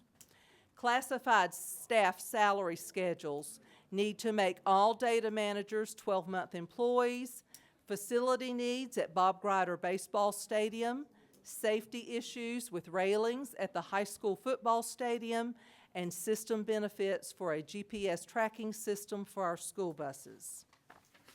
Topics of conversation in 15-16. Rapid and continual use of fund balance. Reduced work schedule for teacher assistants and classified 10-month employees. Loss of revenue in the child nutrition program. Audit documented $150,000 had to be supplemented from fund balance. Projected costs for technology devices with leases. Need for additional assistant principals at the elementary level. Declining enrollment and loss of funding as a result of that decline. Facility issues at Taylorsville and Sugarloaf Elementary Schools. Projected cost of the ALP building at $781,000 to be paid from half-cent sales tax funds. Concern about school-based administrator salaries. I even shared supplement levels provided in neighboring systems. Need for more nurses and school social workers in our schools. Classified positions becoming harder and harder to fill due to lower salary levels. Expansion needed for parking lots at Bethlehem and Hidnight Elementary Schools. Facility issues at Bob Grider Baseball Stadium, and then HVAC and roof cost projections for all schools based on the 2014 facility study. It became apparent to the Budget Committee that we had some critical decisions to be made. One option was to bankrupt the system's fund balance with the continued usage rates. One option was to cut $700,000 in staff from the system. Another option, look for alternative ways to capture $700,000 in recurring funds. And, you know, I've only made one formal request to the commissioners before tonight's request. And last year I asked for $980,724 and received $381,900, of which I must tell you all, I was grateful. I was grateful that we received an increase. I spoke to the budget committees when we met jointly of how we had used that additional money, because I think that not only when you ask for it and you receive, you need to tell what you've done with it, and we did that. Also, consider closing a school. I have been accused recently of wanting to close a school. And tonight, I'm going on record as saying neither I nor any member of this Board of Education wants to close a school. When I presented our current financial situation, I and the Budget Committee had to consider each of those options. The Budget Committee reviewed a variety of information when determining whether to make a proposal to the full board to investigate the possible closing of a school. And the first thing that we did was, again, go to the facility study to see which buildings needed the most as far as renovations go. We looked at Taylorsville. You can see that there are two columns there. One gives a total if we just renovate a gym, the other replacing the gym.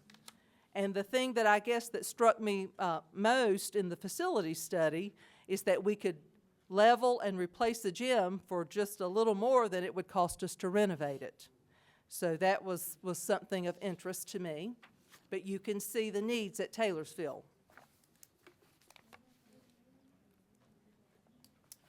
We also compiled a chart for all the schools. Taylorsville was our oldest facility requiring the most renovations. The age and condition of the structure at Taylorsville led to discussion of how much money could possibly be saved to consolidate to 6 elementary schools within the system. As you can see from the chart, all of our facilities are currently under capacity. The next thing that was considered through transportation, we said, well, if we did indeed redraw districts and divide up the Taylorsville district, what would that look like? And could we accommodate students in the other schools based on dividing it up into 4 quadrants? So it was just easy to look at Highway 6490 and then either Highway 16 or Lyledown as the dividers of that particular district. And that's, of course, the different numbers that you see. The one set of numbers is using Highway 16 as a border. The other set of numbers would be using Lyledown as a border. Also, I asked the question, how many 5th graders do we have who would transition to the middle schools? And with the current division, you can see 6, obviously, Ellendale, 7, Wittenberg, 2, Hidnight, and 31, Sugarloaf. Because we had the question, what about the middle schools? How does this impact them? As the superintendent, I have to approve all transfer requests, and I have approved those for the past 2 years.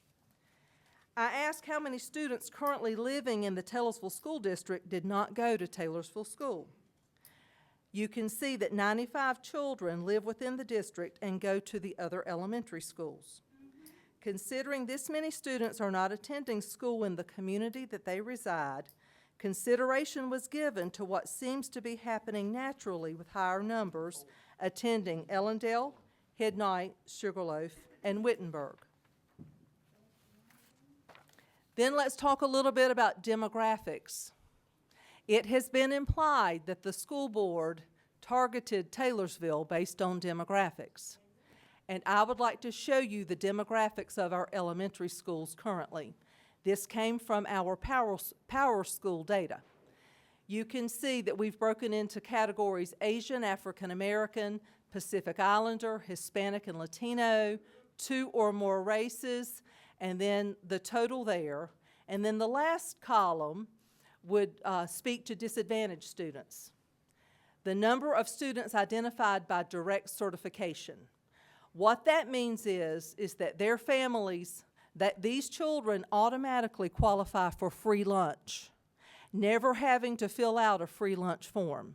And that is based on a child either being homeless, runaway, migrant children, children from households that receive benefits under the Supplemental Nutrition Assistance Program, which we all knew it as food stamps, temporary assistance for needy families, or the Food Distribution Program or Indian reservations. If they fall in any of those categories, they are automatically eligible for free school meals. If you look at numbers of children, Hidnight Elementary has a higher minority population and a higher disadvantaged population. So I wanted to take this opportunity tonight to dispel the implication that the decision for Taylorsville had anything to do with race or socioeconomic status. That was never discussed. It has all been about a facility structure. The next thing, we of course wanted to look to see if we did consolidate to 6 schools, what it would save us. And I need to reiterate that we've said, if this is the decision, nobody will lose a job. And if you say, well, how's that? You're showing 1.5 custodians, 1 receptionist. Currently, in this school system, we have 3 vacancies for custodians today. We have had 2 data managers resign this year. We have a bookkeeper planning to retire at the end of the year. We've had several teachers and teacher assistants announce their retirements effective at the end of the year. The list goes on and on.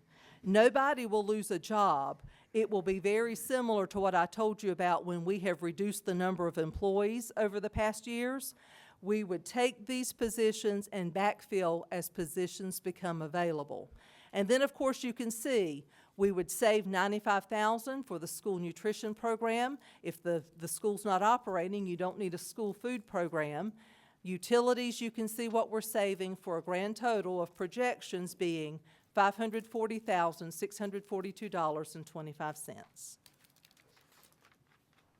The Facilities Committee plans to make a formal proposal to the full board on Tuesday, May 10th, to schedule an independent consolidation study through the Department of Public Instruction in Raleigh. If approved, a team of 7 engineers will research and make notes pertaining to all 10 of our facilities in Alexander County. The cost of the study will include lodging for the team, meals, and travel for the team to come to Alexander County. A recommendation to the Board of Education will be provided after the research is done and the data is compiled. Dr. Hefner, can I interrupt you just for a second? Yes, absolutely.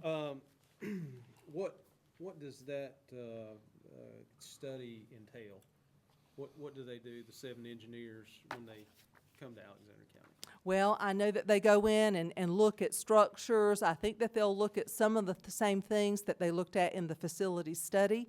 I'm working with Ben Matthews at the Department of Public Instruction, and he hasn't told me everything as far as the ins and outs, but just that they come in and look at the capacity, current enrollment, structures, and what they foresee as things that need to be addressed and when they need to be addressed. So, and then, of course, upon all of that, we'll compile a recommendation to the board. Do you have an idea of what the cost is on that? The cost will be their lodging, which the state rate for lodging is, I was thinking $80, something per night, per member. We did some numbers quickly. Their lodging, meals, and travel should come in at less than $5,000. Okay, that's what I'm asking though. I mean, so there's not a fee in addition to, have you thought about, and this is probably the best way to go, but I'm just throwing this out there. Have you thought about contacting the Western Piedmont Council of Governments and seeing if they have any people that could do that kind of study, or is that more, I know we deal with them a lot. Would they be able to do something like that? Probably not. They would be able to do the demographic information, I know, but maybe not the facilities. Are you planning to share the facility study before they get here, or do you want them just to draw their own conclusions? I don't plan to share that with them, no. Okay. Okay. And then, I'm certainly not a fortune teller, but if something doesn't improve with the funding of public school, in public schools, I foresee the talk of consolidation becoming a trend, especially for rural counties in this state.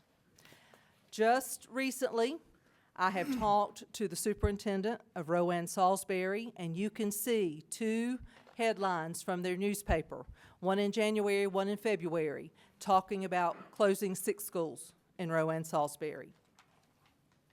The Stanley News and Press, I talked to that school superintendent. They were considering closing 3, then they narrowed it down to 1, and you can see that it has gone over about as well as it has here. And then last but not least, I did bring that paper, and the superintendent in Lincolnton made a comment. Originally funded by President Barack Obama's 2009 federal stimulus package, the positions have since been maintained by the Lincoln County Schools fund balance. The layoffs will add $1.7 million to replenish that fund balance. She goes on to say, we don't have the money to keep these positions. I have taken a bit of a hit that it wasn't perceived that I fought to keep from even considering possibly closing a school. But this didn't feel good to me either, because I have been around long enough to know that we have been committed to saving positions. And when we cut positions, I'm not convinced that that helps Alexander County's situation either. The last thing that I would say, I like this quote: "Bad companies are destroyed by crisis, good companies survive them, and great companies are improved by them." As the superintendent of the Alexander County school system, I think it would benefit our system as a whole to get the discussions off of Facebook and put the facts on the table. I have done that tonight. I'm tired of hearing about and reading misinformation. This misinformation has hurt our system as a whole and has created some division among the communities and employees of the school system. From this point forward, we need to work together to find the best resolution to lessen the financial strain we are feeling as a school system and county. My inherent hope is that the relationships between the school system and county commissioners is improved as a result of the crisis we are currently experiencing. Any questions? Mr. Chairman, if I can, Dr. Hefner, I just made a couple little notes, and a couple of things are just comments and a couple of things are questions. But one thing that I wanted to make sure that you guys out there understand, and yes, I was on the Board of Education for 8 years. From 2004 to 2012, and I understand, as well as Milton Campbell and Ronnie Reese, who were both on the board with me for some period of time. Several of these board members were on the board. I was on the Board of Education with some of them. But one thing that I think has been kind of, like you say, Facebook and misinformation, is we as the county commissioners, whatever the allotment is that we make to the school system, AKA the Alexander County Board of Education, which is who we legally fund, we have, state statute actually forbids us from earmarking any of that money. State statute will not allow us to give the school board money and say, this is what we want you to use it for. That is illegal. We simply hand them their allotment, and they are 100%, it's their money. Okay, which that's good in some ways and that's bad in some ways, because you know what? They can do what they want to with it, but they're also responsible for it. And I just want to make that clear, because I've had several people say something to me about, well, why can't, why doesn't the county commission just do this or do that? Another misconception, I think, and this may have been clarified somewhat before now, but the school properties legally belong to the Alexander County Board of Education. Now, I'm not saying that and trying to blame them for the condition of anything or anything like that. That being said, when there are facility needs, when there are, whatever. There's debt. There's debt on the property. Anytime there is debt associated or tied to one of these properties, Alexander County Commission does have to sign off on that debt, because legally a Board of Education cannot borrow money. A Alexander County Board of Commissioners can.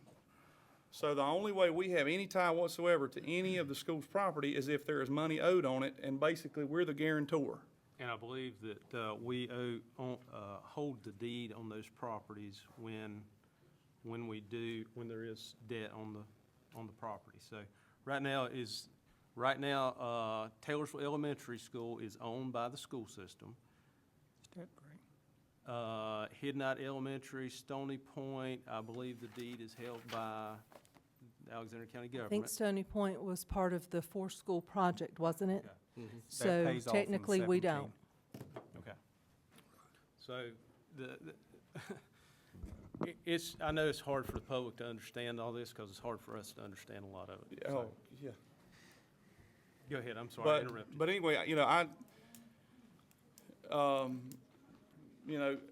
and I will say this, previously, when I was on the Board of Education, there wasn't this real tense, there was not a real tense, relationship between the Board of Education and the County Commission. Dale Clary, I came on the board while Dale Clary was still on the board. Actually, that's where I got my haircut idea. And that's a true story. I cut my hair like this for his retirement thing off the Board of Education, and had never grown it back out because there's none to grow. But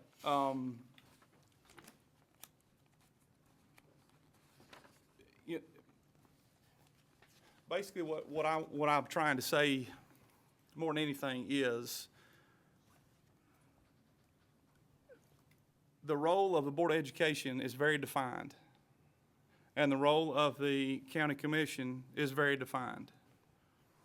And a lot of times, those roles are, I did graduate from Alexander County Schools, so I'm gonna use a fancy term. They're smushed together, okay? And that's one thing that we wanna make sure that, we wanna make sure that people understand. Do we care about the school system? And this is just a broad statement. Obviously, we do, okay? I have 3 children in Alexander County Schools. Next year, I will have 4. One of my children is special needs. I have children on both ends of the spectrum. Okay, I have kids that I wonder if they actually are challenged each day, and I have a child that, like I say, gets a lot of resources and extra help just to try to get her, on the trailing edge of where she needs to be. So I understand, the passion, and I understand the desire for a good school system.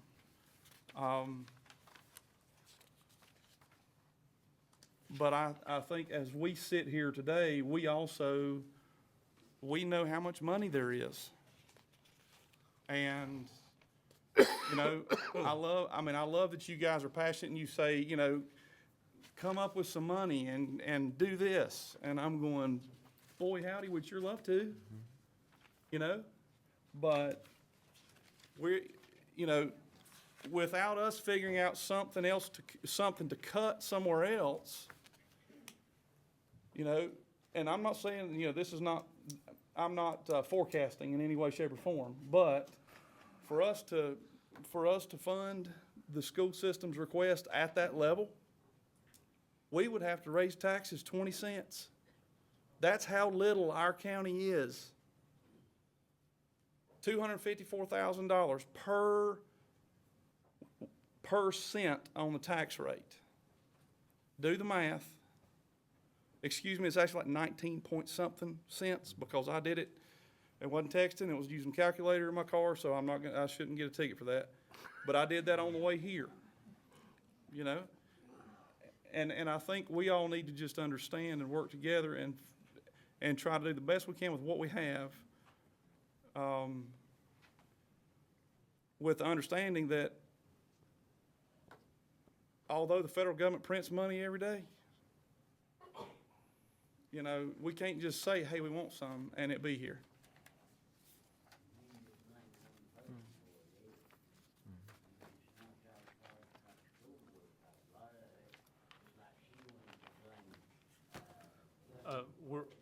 I'm sorry. Public comment. Okay. Anybody else? A couple comments, let me just make sure, but you did decide to kind of move the ball down the field 1 year for the Titlesville. Obviously, it makes sense to plan, quite frankly, I think what you have is, the school board is looking at the school system, the county commissioners, the school system is a component of what we look at. That doesn't mean we're always going to be at the center of the bullseye with each other. Where we have to figure out is where we overlap and we can both coexist. In the forum, I mentioned the possibility, if for the capital need of Taylorsville, of going back into a debt structure. You know, I know on your projection, the sales tax is using some of that debt structure in 2017. I think it's like $256,000 a year is what you're paying on that four-school consolidation. That debt will be paid off September of 2017. From a capital standpoint, I thought leveraging that may make some sense if that's the direction you decide to go. Because you've been servicing that debt out of the half-cent sales. Now, that takes 200, well, I actually figured up at, okay. Sorry. I Sorry. understand what you're saying. But I think there's a way, it's almost like, you know, do we need a house loan or a car loan? We need a house loan on that. We need to term that baby out and make it affordable. And I think that could possibly be done. Now, that's the capital needs side of it. Now, the operating cost, I wasn't addressing the other night, because I think that's a totally separate issue, because that's current funds, comes out of current dollars. But I do think that is a logical solution that we may all be able to get our arms around, okay? That's just an idea, and that's, you know, obviously, you're presenting the budget today. We don't vote on the budget till we get everything in. We can't vote, you know, on this piece of schools, this piece of social services. It just doesn't work that way. You know, so obviously there's going to be some behind-the-scenes crunching of numbers and things of that nature, which is good. And I think we're scheduled to meet jointly May 17th, which I think will be a good thing as well. I got a couple questions about the enrollment. Sure. I think projected for next year, is it 4,992? Is that the number I've seen on DPI? Okay. That sounds right, and we're close to that already. And when we looked at our kindergarten enrollment numbers, we're at 100 fewer students now as far as children we've screened to start school in August than we were last year. Okay. And that's projected then, is it after 40 days of attendance, you kind of true up that number for, like, you know, what the actual enrollment is for when you, quote unquote, you're funded initially on your projection, correct? Correct. And is it after 40 days that you have, or is that the? It's either the yes. Okay. And then that adjustment's made for what the actual number of students attending versus the Yes. projection. So that's when you have to And that's revert why we had to funds. revert it back in December of Okay. this year. And if you stay, that reversion comes in increments of 100, correct? Correct. So if you lost 98 students, You're okay. you're good. So that's the key. If it's anything over 100, either way. Okay. 100 above. Above, you get more or funding. 100 below. If you're growing, which we're not, you know, it benefits you to be above those projections because you get additional funding if that's the case. But what happens was, because we were at 121 children, they actually did the figure, you take half of that number. And that's what you are required to revert back. Question on the cafeteria, the $150,000 a year that appears to be a recurring loss. And I know when I was on the school board, we had to raise lunch prices a couple of times. We always anguished over that because, quite frankly, they seemed a little high to me. Is there any long-term solution to that, or is that just a dilemma that is going to hit us in the face from now on? Well, the one thing that the auditor mentioned to us is the smaller schools. Their cafeterias are smaller, and it stretches out the lunch period and staff being paid longer. The auditors asked if there was another option to get children in and out of the cafeteria faster so that the staff is not paid as long, that sort of thing. But that's all that they mentioned to us in the audit. Okay. Okay. Mr. Chairman, I'd just like to say something. I served on the school board for 8 years, and it's been mentioned, and I've heard that, you know, we don't care about education. You know, at least 3 of us, we served together probably 24 years total on the Board of Education. I attended schools in Alexander County. All my kids attended. And just as I mentioned before, I've got grandkids coming, and, you know, everybody needs to go home and get to work. You know, we need more people paying taxes. But when I was on 2002, 2010, we did a lot of things. Taylorsville, I think everybody remembers those old mobiles that were sitting there. That's one of the, you know, first things we got rid of those. We done some upgrades there at Taylorsville, air conditioned the school or the gym, and got things going. But if you go back, and retail has been mentioned too, that we're focusing too much on retail. At that point in time, I called it kind of the money days. We had new car dealers that were selling cars in Alexander County. People were buying items, money was coming in, the tax money was coming. And just as Josh mentioned, or Mr. Lale mentioned, basically a 9.9, I'm just a kind of a to the bottom round off guy, $10 million. That's not money we have.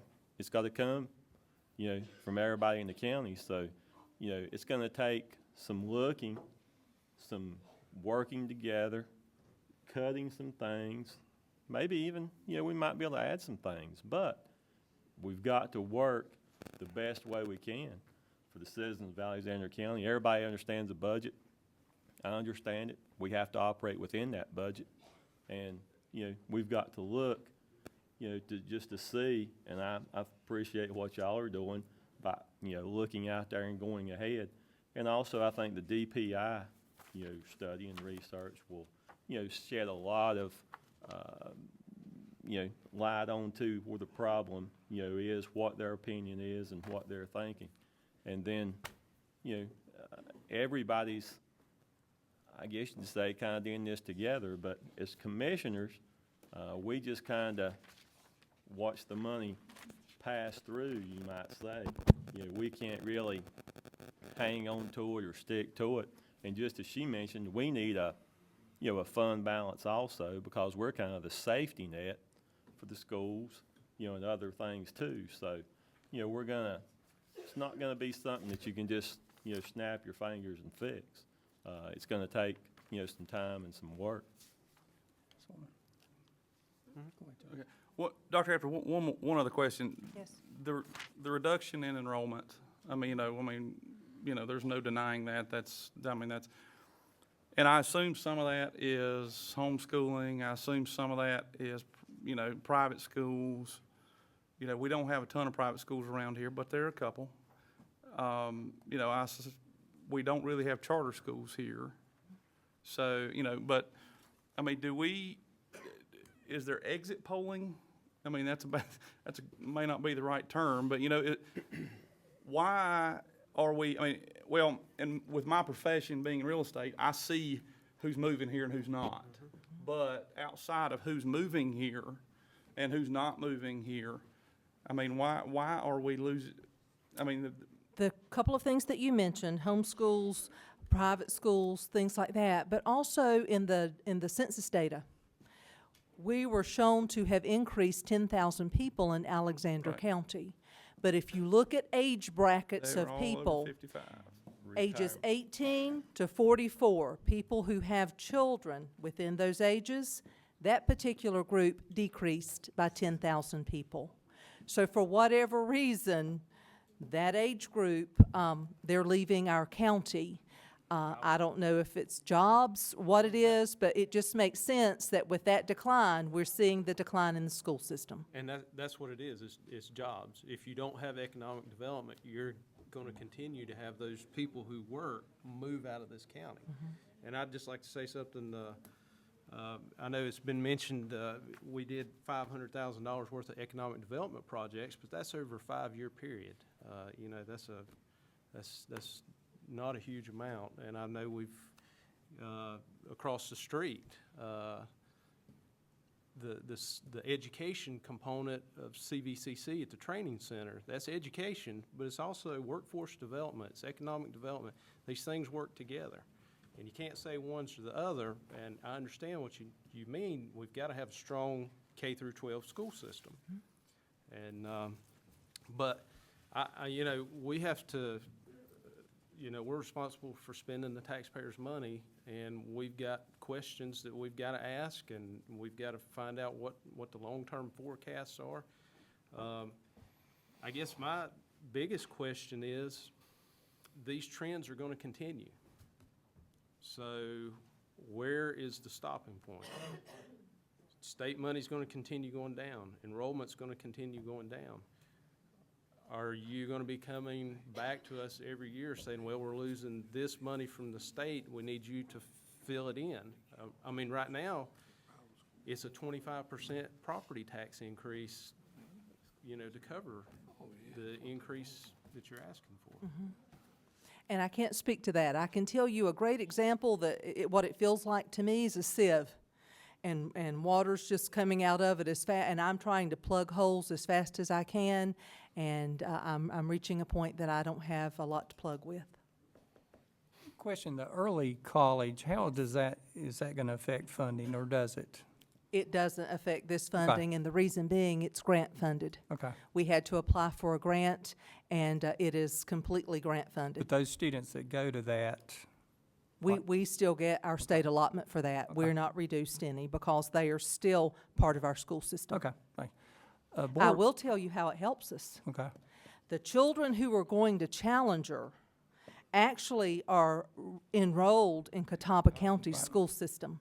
So the funding dollars of the children who've been attending that early college have been going to Catawba County.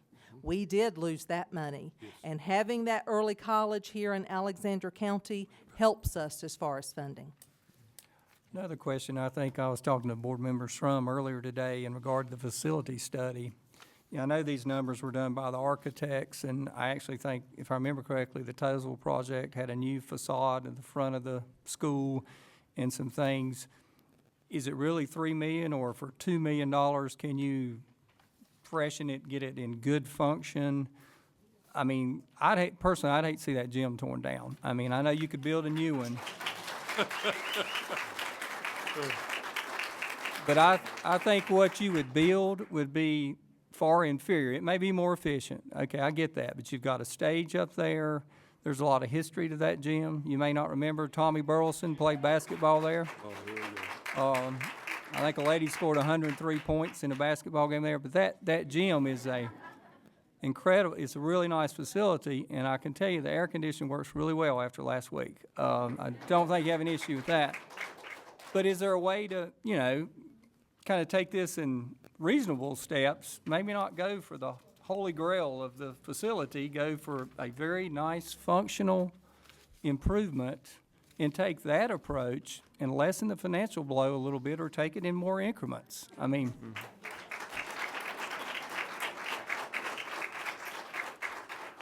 And that is certainly something to look at. And on page 30, what was noted was that the money that was projected would add a new entrance to the school, renovate and expand the administration area, replace 2 classrooms, add a new kitchen, and renovate the dining area. So, you still have an old core, but it still doesn't address that continual use of fund balance to balance the budget. right, I mean, the operating expense We are can fix the different thing. facility, and it still would not address that operating expense. Do you have any fear that when DPI comes in and does that study, that they could recommend more than one closure because of the declining enrollment? I mean, you don't have to do it, obviously, but is that a concern? I think that they will look at the capacity we have in our schools, and that will probably play a role or play a part in the recommendation they make. You mentioned that you'd lost, or you've, through attrition, cut 150 positions over 5 years. How much did that save in salaries to the school system? That's hard to tell. It depends on the position. We typically, when we're just running numbers, 50,000 for a teaching position, 35 for a teacher assistant, and so on. And what that means is that's their salary plus their benefits. Well, That's how we do the figuring. I was gonna say, you may need to clarify that. And I think when she says 50,000, and this is just when I was on board of education, because I sat through like 6 years of meetings with all these acronyms and ABPYs and GNRBs and all this stuff before I ever had a clue. And I sat there 6 years before I finally said, I don't know what any of this stuff means. Would y'all please say it in plain English? I think what she means is salary plus benefits plus matching Social Security and matching Medicare and all the expenses that come with having an employee. That is not 50,000 The total. as No, a that's not- salary that's or right. as a, hey, this is what you're being paid, because the cost of an employee is much higher than just their pay. Correct. Well, let me ask you a question then. So if you just figure every person makes $35,000, then in round numbers, that's, $5.25 million. I'll take your word for Okay. it. I'm sorry, So your salaries are down $5 million. Am I not right on that? I don't think so. no. Okay, I think there's more math to be done on okay, that. all right, well. That's Common Core math. Okay. I would figure it out. Yeah. My phone's dead, so I don't have a calculator with me. Mr. Clary said he wanted a little more humor in these meetings, so I'm trying to make it a little more positive. But anyway, I guess what I'm saying is if you cut 150 positions, where is that savings going to? I think I'm going to have to refer to the chief finance officer to help explain that. Multiply 35,000 times 150. I don't have my phone died. The problem is that we can cut that position. We can cut the positions, and we have. But also, with the declining enrollment, the funding that comes with the students is declining faster than we can cut the positions. And you have to maintain a certain class level. We aren't losing 14 fourth graders at Sugarloaf School. We're losing 1 or 2 kids in every grade in every school. So you can't necessarily, because you've lost 16 kids, cut out 1 teaching position. Okay. Well, Mr. Campbell, you owe me an apology. Your math. My math was correct. Yeah. I'd just like to ask one question. We'd mentioned ALP school and all that in the new building. How many approximately students, what's the enrollment for the ALP school? Currently, well, the last time I asked about enrollment, Commissioner Reese, we had 16 children there. I can't speak to date, but the maximum amount would be 24 children in that program. Okay. Hey, Mr. Chairman, Yeah. could you call for a little order there, please? We can't hear her talk. Yeah. And there's people in the audience that are looking like, would you please get them to be quiet? So if you don't mind, please. Yes, if you guys would, just keep it down in the back. We can't hear when she's talking. The sound just echoes up here. I do have another question. As far as we're doing the early college program, and they're going to be coming to here at CVCC. Yes, So they're going to be transported here yes. through the bus. What, are they going to be here all day, or is it just from 1 o'clock on? What- No, the plan is that they will be here all day. Okay, Now, they will have the option to go back to our high school and participate in athletics and things like that after school hours, but they'll spend their school day here. okay, so you're moving those students here, plus there's some enrollment drop. Would it not have been possible to use those ALP students and use that space that's freed up? Move them there? Well, growing that program, we're looking at its maximum of being over 400 students. No, I'm talking about the alternative learning program. Since you got 16 students, 16 students there, could you not have moved those 16 students to the high school and, had a few classrooms there, we could use that? An alternative setting works best when they are separated out from their regular peers. Okay. I mean, obviously, they didn't do well functioning with the regular peers in that regular setting is the purpose of putting them in an alternative setting. Okay.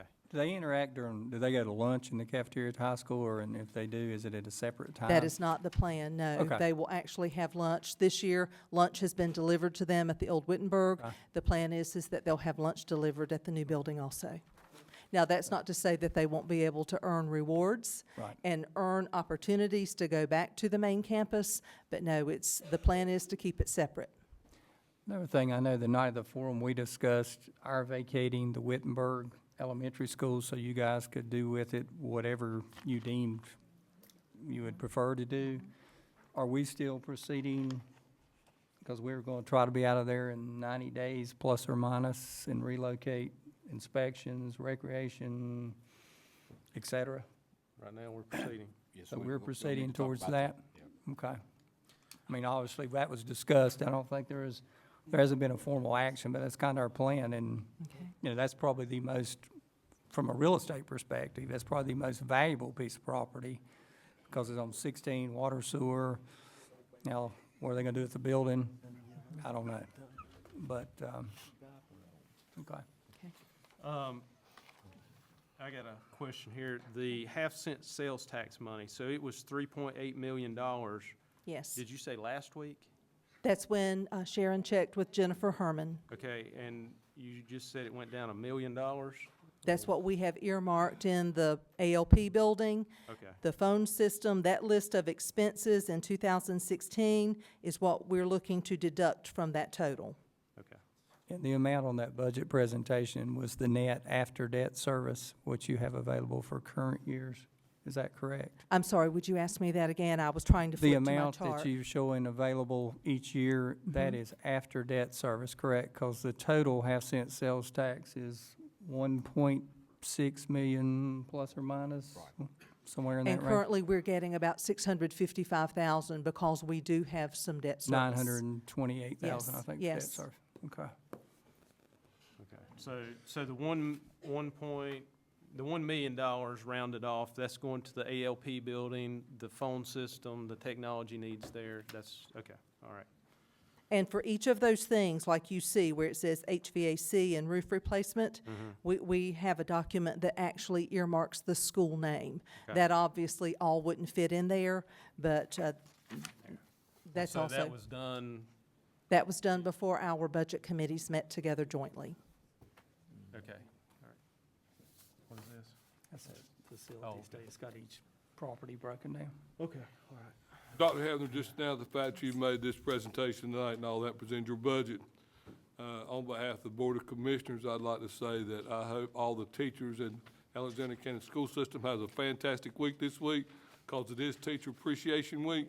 And I just want to say that I commend all teachers and all educators, because I live with one, I have a daughter that's one, and my son's hanging in there trying to be one. So, you know, so to all you educators out there and all you people who support education, y'all have a great Teacher Appreciation Week. Thank you. Because there ain't anything better. One of my greatest people that, if you ever heard me speak at the school opening, one of the greatest people that inspired me in my entire life was Mr. David Gentry. He used to teach at the old Titusville High School. He was the band director. And he inspired me more and was more of a part of my life than any other person that I've ever dealt with on an individual basis other than my family.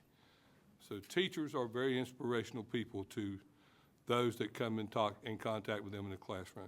And thank you, all you educators, for what you do to make our children better each day. I agree. Thank you.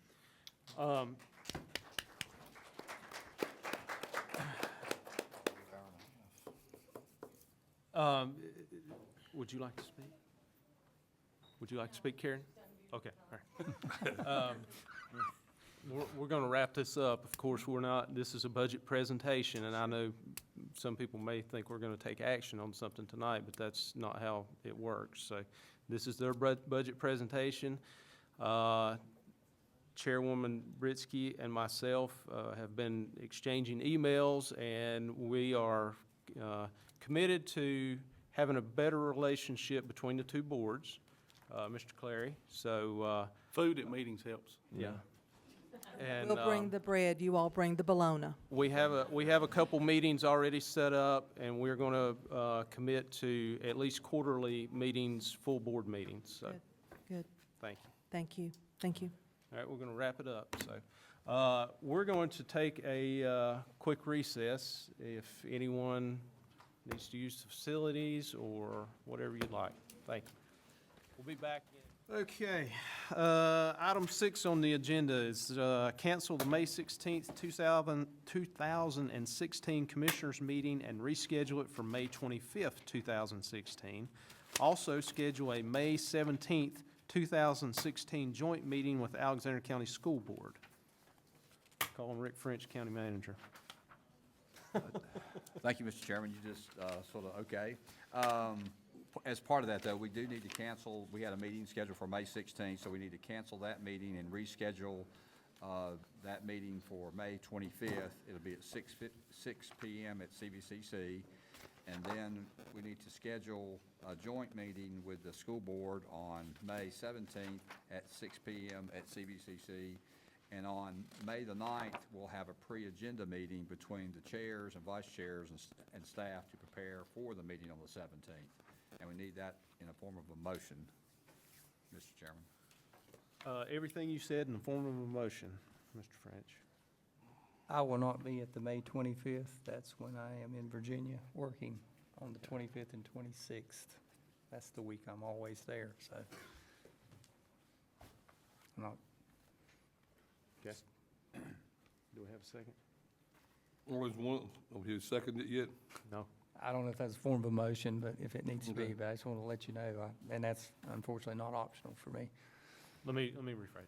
Okay, we're gonna, I make a motion that we cancel the May 16th, 2016 Commissioners' meeting and reschedule it for May 25th, 2016. That we also schedule a May 17th, 2016 joint meeting with the Alexander County School Board.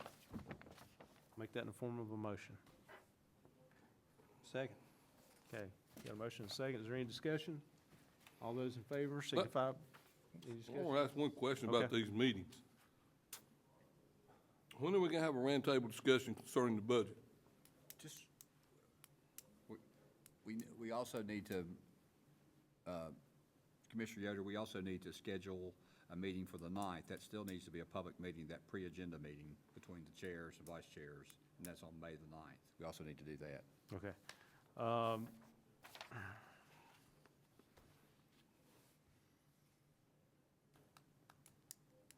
Okay, I'm gonna make an addition to my original motion, and that is that we schedule a meeting on May the 9th at 6 PM here at CVCC, I believe. Is that correct? It's at school board. That's cool, yeah. Okay, it's a school board property. It is going to be with the, myself, the vice chairman of the county commissioners, the chairman of the school board, and vice chair. I believe both managers, the county manager and the superintendent will both be there. So make that as an addition to the original motion.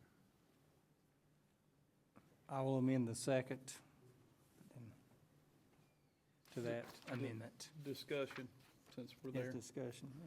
The meeting between the chair and the vice chairs, Mhm.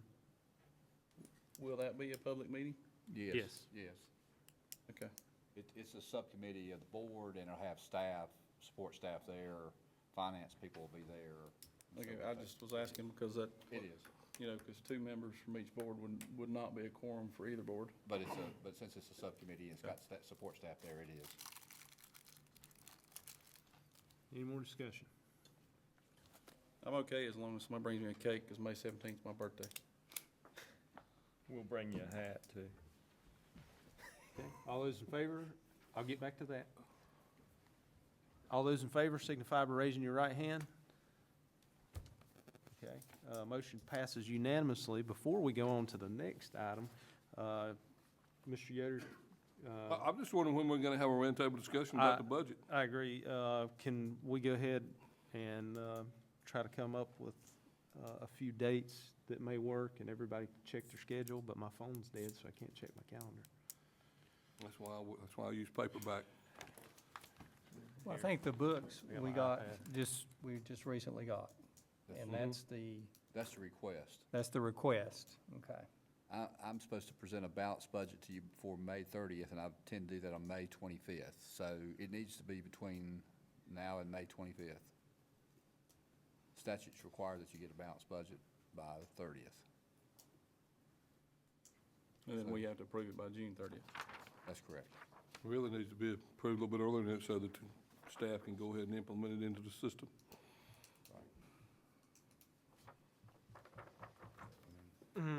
Would you like to meet on the 16th? Would that work? Whatever, I just thought maybe we should have a roundtable discussion about the budget. I mean, Well, not this month. Mr. Chairman, why don't we, everybody check their calendars and give us some dates and try to do it that way instead of trying to do it right now. Okay, all right, that'd be the best thing to do. Everybody agree to that? Is everybody okay with that? That's fine. Okay, Yes. we'll schedule it later. Yeah. All right. Okay, item number 7 on the agenda is Alexander County sales tax revenue for 2015-2016 budget year. I call on Rick French, County Manager. I'm sorry. Oh, we did not finish the vote? I thought we did. No. Yeah, we voted on. Yeah, we did. Yeah, we did. Yeah. I think so. Okay. We all in favor, and everybody raised their hand, including We went including back to Larry. Larry. Maybe we didn't. Maybe we didn't. No, we didn't. It'd be We didn't. unanimous, you're good. Okay, we didn't. Okay, everybody in favor, let's go back to the other one, just to make sure. Everybody in favor, signify by raising your right hand. We didn't. Okay. Motion passes. Okay, Mr. French. Sales tax report, year-to-date sales tax received through April 2016, $2.6 million. We've collected almost 69% of the budget, and a little over 66, almost 67% of the year has expired. Our total budget was $3.8 million in sales tax revenue. We are a little over 5% ahead of the same time last year. But Rick, in real dollars, that's not a big number, It's not. correct? No, it's I mean, not. a 5% increase, obviously beats a 5% Yeah. decrease, but Yeah. when you look at the total dollars for sales tax, It's not. it doesn't move the needle a whole lot. No, it doesn't. Can we go on to board appointments? What were we up last month, if you don't mind me asking? Was it 5% or 7%? No, it was about the same number. About the same, okay. Is there season, I would assume there's some seasonality, obviously.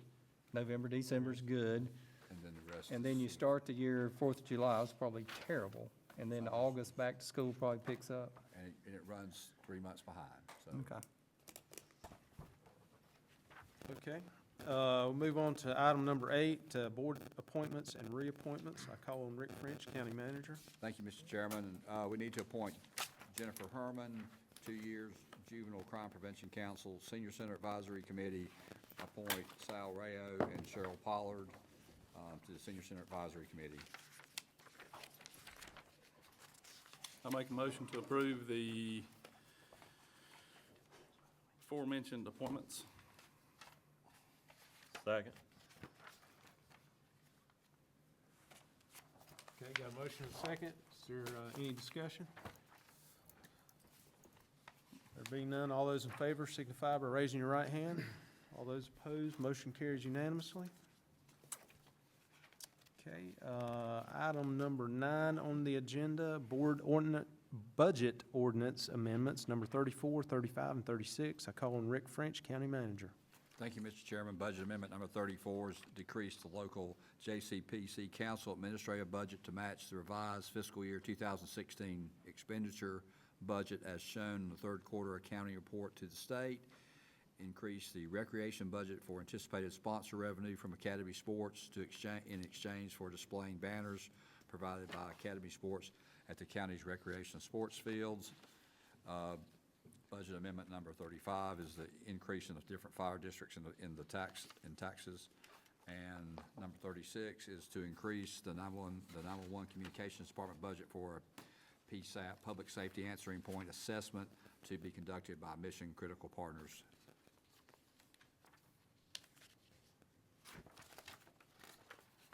Mr. French, one question on budget ordinance number 34. Yes, sir. Have we ever considered, I mean, I see, obviously sponsorship revenue is a good thing, because it's revenue, now whether it's a lot of money or not, but, I mean, have we ever aggressively looked for sponsorships at our parks, whether it be East Park, Bethlehem Park, Dusty Ridge, No, sir, I'm sure. JC? No, sir. Okay. Because that might be a way to help offset some of the, at least a small percentage of the operating costs of some of those parks. We do ask for, we do have sponsors for some of the events that we do that help pay for some of the events. But we haven't, and we do a little bit, but I wouldn't call it aggressive. Like the Remax Field at Bethlehem Park? Yeah, or, yeah. What is it, The Ron- Remax you know, Traditions? The Ronnie Reese All-State Northwest Stadium, building yeah. field at Dusty Ridge. At Dusty Ridge Park. No, but, but I'm just thinking like, banners hanging on the,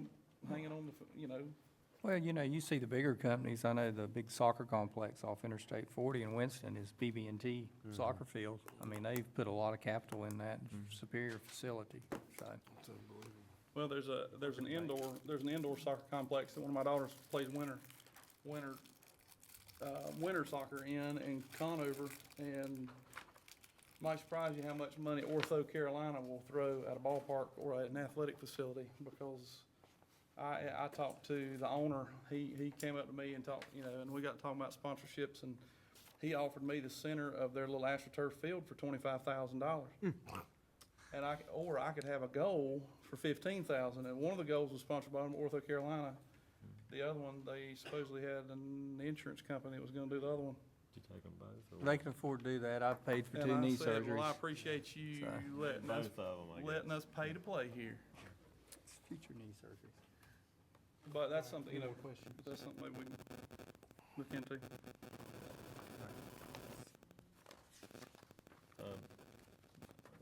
Mr. French?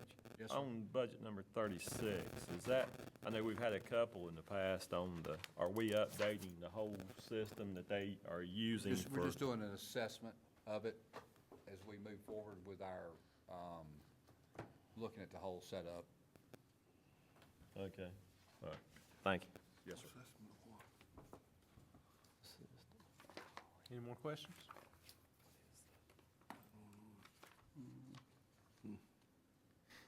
Need a motion? Just making sure nobody's got any more questions. Okay. I'll make a motion that we approve budget ordinance amendments number 34, 35, and 36. Second. A motion and a second. Is there any discussion? There being none, all those in favor signify by raising your right hand. Motion carries unanimously. Item number 10 on the agenda is the county manager's report. Mr. Chairman, for sake of time, since we have quite a few items for closed session, there's some reps in there. Unless there's any specific questions, I'd recommend we go on to the consent agenda and move forward. One, Mr. French, just correct me if I'm wrong, but the information about the insurance quote, the health insurance, previously, prior to this change, we had found an annual savings of $121,000, and this would be an additional $33,000 savings for a total of $154,000. Now, that's for the next fiscal year. Obviously, with health insurance, I don't think you recurringly catch that, but that's a pretty nice save for 1 year. So I want to, again, thank your staff for bidding that out, because I think it needed to be done. Yeah, I'd like to say the same thing also, good job on, any money we can capture is a good thing and not affecting the employees' coverages. So, $162,000 is, kind of a pretty good evening's work, but, but that's what we're just trying to look and, see what we can do that doesn't really affect the mainstream items that are going. And that's all we request all the other departments to do is just, operate as efficiently as you can. Thank you, Mr. French. Yes, sir, thank you. Okay. Consent agenda, is there a motion? So moved. Second. A motion and a second. Is there any discussion? All those in favor signify by raising your right hand. Okay, motion carries unanimously. We do need to go into closed session per North Carolina General Statute 143-318.11 to prevent the disclosure of confidential information, economic development, contractual, and personnel, and I'll make that in the form of a motion. Second. All those in favor signify by raising your right hand. Motion carries unanimously. Announce that we'll reconvene just. Oh, Mr. Chairman? Yes. We may have an action item when we come out of closed session. Just depends Okay, on when we come out of closed session, we may reconvene into open session for one item. one item. Okay. All right.